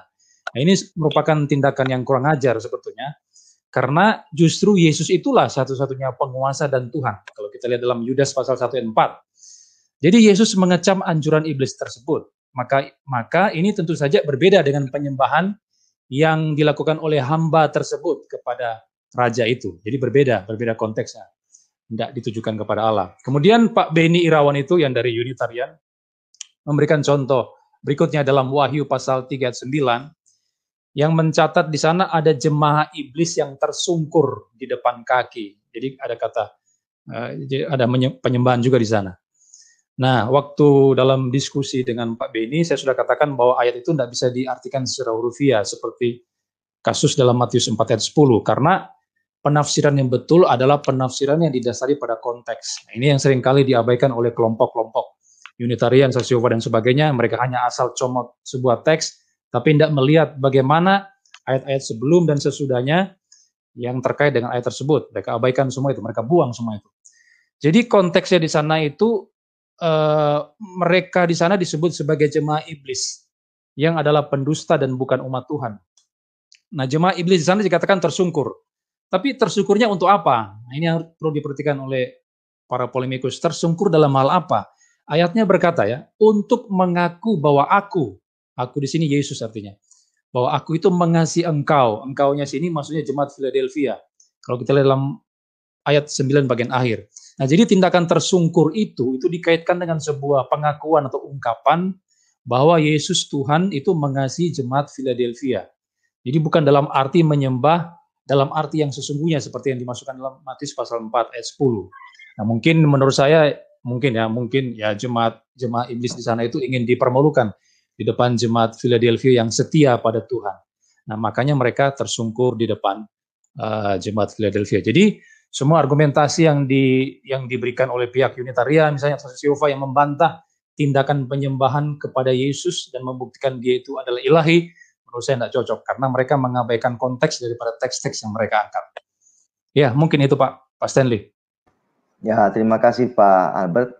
Saya menanggapi sedikit mengenai tipe bidat ya. Tipe bidat itu adalah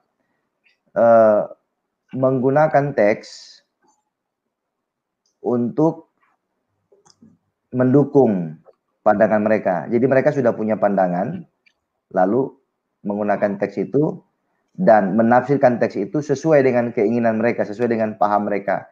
Ini tipe eisegesis. Yang kedua, tipe bidat adalah suka comot-comot ayat. Itu yang digunakan oleh Saksi Yehova. Mereka melupakan konteks atau disebut dengan komprehensivitas dari sebuah perikop yang dituliskan dalam salah satu kitab. Sebenarnya ada beberapa tipe bidat, nanti mungkin di lain waktu kita akan bicara mengenai tipe-tipe bidat.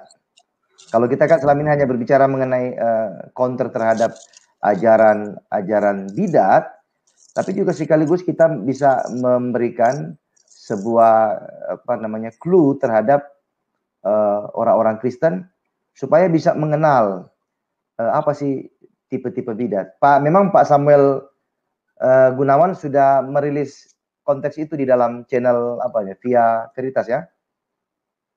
Tapi Asasi juga bisa mendapatkan beberapa poin yang sudah dijelaskan oleh Pak Gunawan untuk memberikan edukasi kepada jemaat awam bahwa ini loh tipe-tipe bidat atau ciri-ciri bidat ini seperti ini nih. Jadi Asasi bisa mencoba mencari informasi atau menggali pengalaman yang sudah terjadi supaya bisa dipresentasikan di dalam percakapan kita di waktu-waktu mendatang. Kalau Pak Albert sudah punya mengenai catatan apa sih ciri khas bidat itu, Pak Jimmy juga bisa. Pak Edward, ya ilmu dari Belanda tolong dikeluarkan, jangan disimpan di situ. Kami menantikan ilmu-ilmu dari Belanda, Pak Pangeran juga bisa memberikan beberapa catatan mendasar mengenai apa sih ciri-ciri bidat atau apa sih yang dilakukan oleh bidat supaya jemaat-jemaat yang mendengarkan Asasi Talk ini benar-benar dicerahkan, karena ajaran ini terus berkembang, apalagi ketika Unitarian, Jesus Only, Oneness semakin menggila. Ya, tugas kita untuk memberikan edukasi selain dari tindakan apologia yang sudah kita lakukan selama ini. Itu dari saya. Sedikit. Silakan Pak Manurung. Ada pertanyaan Pak Yosef Belai. Izin tanya, ada beberapa asumsi kaum liberal bahwa konsepsi keilahian Kristus merupakan gagasan yang diadopsi dari konsep ilah-ilah Yunani Romawi pada konteks saat ini. Nah, jadi memang bermula dari konsep bahwa seolah-olah keilahian Yesus itu baru diakui pasca kekristenan atau setelah peristiwa tahun 30 ketika Yesus naik ke surga. Kan kira-kira begitu. Lalu kemudian Helenisme berkembang, kemudian konsep-konsep Helenisme inilah yang mempengaruhi para penulis Perjanjian Baru 20 tahun kemudian.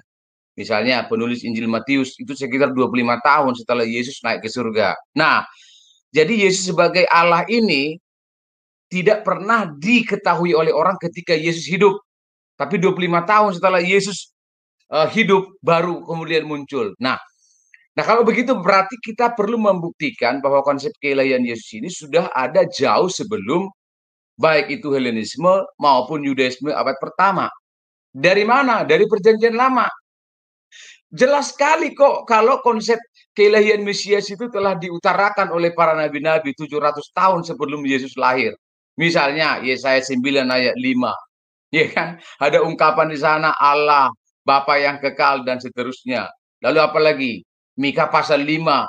Jelas kok bahwa konsep Mesias di situ diinformasikan atau diproklamasikan sebagai Mesias yang kekal, yang permulaannya sejak dahulu kala, kata Mika pasal 5 ayat 1 sampai 2. Kemudian nanti dalam nubuatan, dalam teks-teks nabi-nabi yang lain seperti Yeremia dan nabi-nabi yang lain juga jelas. Lalu misalnya 2 Samuel yang telah menubuatkan bahwa dalam proses inkarnasinya nanti Yesus itu disebut raja yang kekal atau kerajaannya kokoh sampai selama-lamanya. Jelas ini dari aspek keilahian Mesias itu kan, atau Yesus yang kalau nanti kita pahami dalam Perjanjian Baru. Itu kalau dalam Perjanjian Lama. Itu sebabnya saya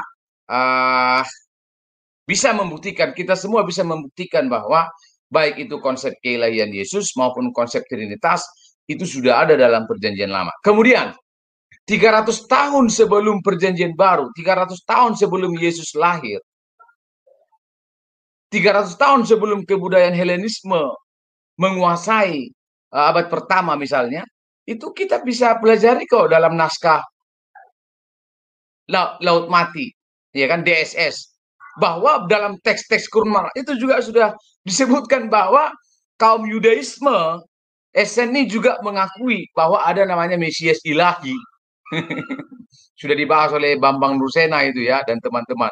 Saya kira itu clear. Nah, kalau kita bisa menerima itu, maka dengan jelas kita akan mematahkan opini yang mengarahkan bahwa seolah-olah keilahian Yesus itu adalah produk atau propaganda dari kaum Helenisme atau Yunani, begitu loh. Jadi 300 tahun sebelum Yesus Kristus, 700 tahun sebelum Yesus, konsep keilahian itu sudah diterangkan secara jelas sebenarnya. Lalu kemudian, seperti yang saya katakan tadi ya, Yudaisme itu juga mengakui konsep keilahian Yesus. Nah, ini buku yang menurut saya bagus ya. Buku yang menurut saya bagus yang ditulis oleh Susan Grossman sekitar tahun 2006, tepatnya 28 Agustus, ya kan? Saya akan mengutip bunyi dari buku ini, ya. Dia mengatakan selama 2000 tahun orang Yahudi telah menerima konsep kemesiasan dalam kitab Ibrani. Ini dalam konsep Mesias ilahi yang dinubuatkan ya, yang dinubuatkan bahwa Yesus sebagai Mesias itu berbeda dengan Mesias yang lain. Itu maksudnya. Jadi pemahaman Mesias ilahi itu jelas kok dalam konsep Yudaisme. Jadi kita seharusnya tidak perlu menelan mentah-mentah opini-opini yang ingin menggiring bahwa konsep keilahian Yesus itu berasal dari pikiran Helenisme. Kemudian rasul-rasul sendiri kan adalah orang Yahudi. Kurang original apalagi keyahudian Paulus yang sudah dia saksikan dari suku Benyamin dan seterusnya. Mau dibilang bahwa dia orang Yunani lagi, ya kan? Terlacak kok bahwa sebelum Paulus bertobat, dia tidak dipengaruhi oleh konsep yang lain selain konsep Yudaisme. Dia adalah Yudaisme sejati atau Yahudi sejati. Bagaimana mungkin pikirannya dipengaruhi oleh konsep Helenisme, kan begitu ya.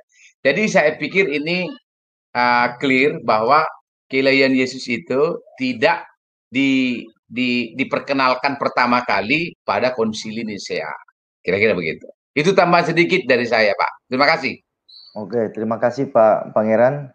Saya rasa dari percakapan kita malam ini, Pak Pangeran 2 kali menanggapi, dan itu informasi yang sangat baik dan juga dasar historis internal maupun eksternal. Pak Albert sudah menyinggung mengenai bukti-bukti internal, Pak Edward Hanok juga demikian, sehingga melengkapi percakapan kita malam ini.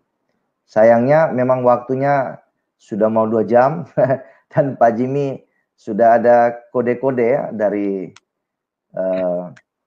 percakapan kita malam ini. Masih cukup menarik sebenarnya diskusi kita mengenai topik ini. Mungkin Pak Edward. Ya, silakan Pak Edward mau berikan sedikit tanggapan sebelum kita tutup acara ini.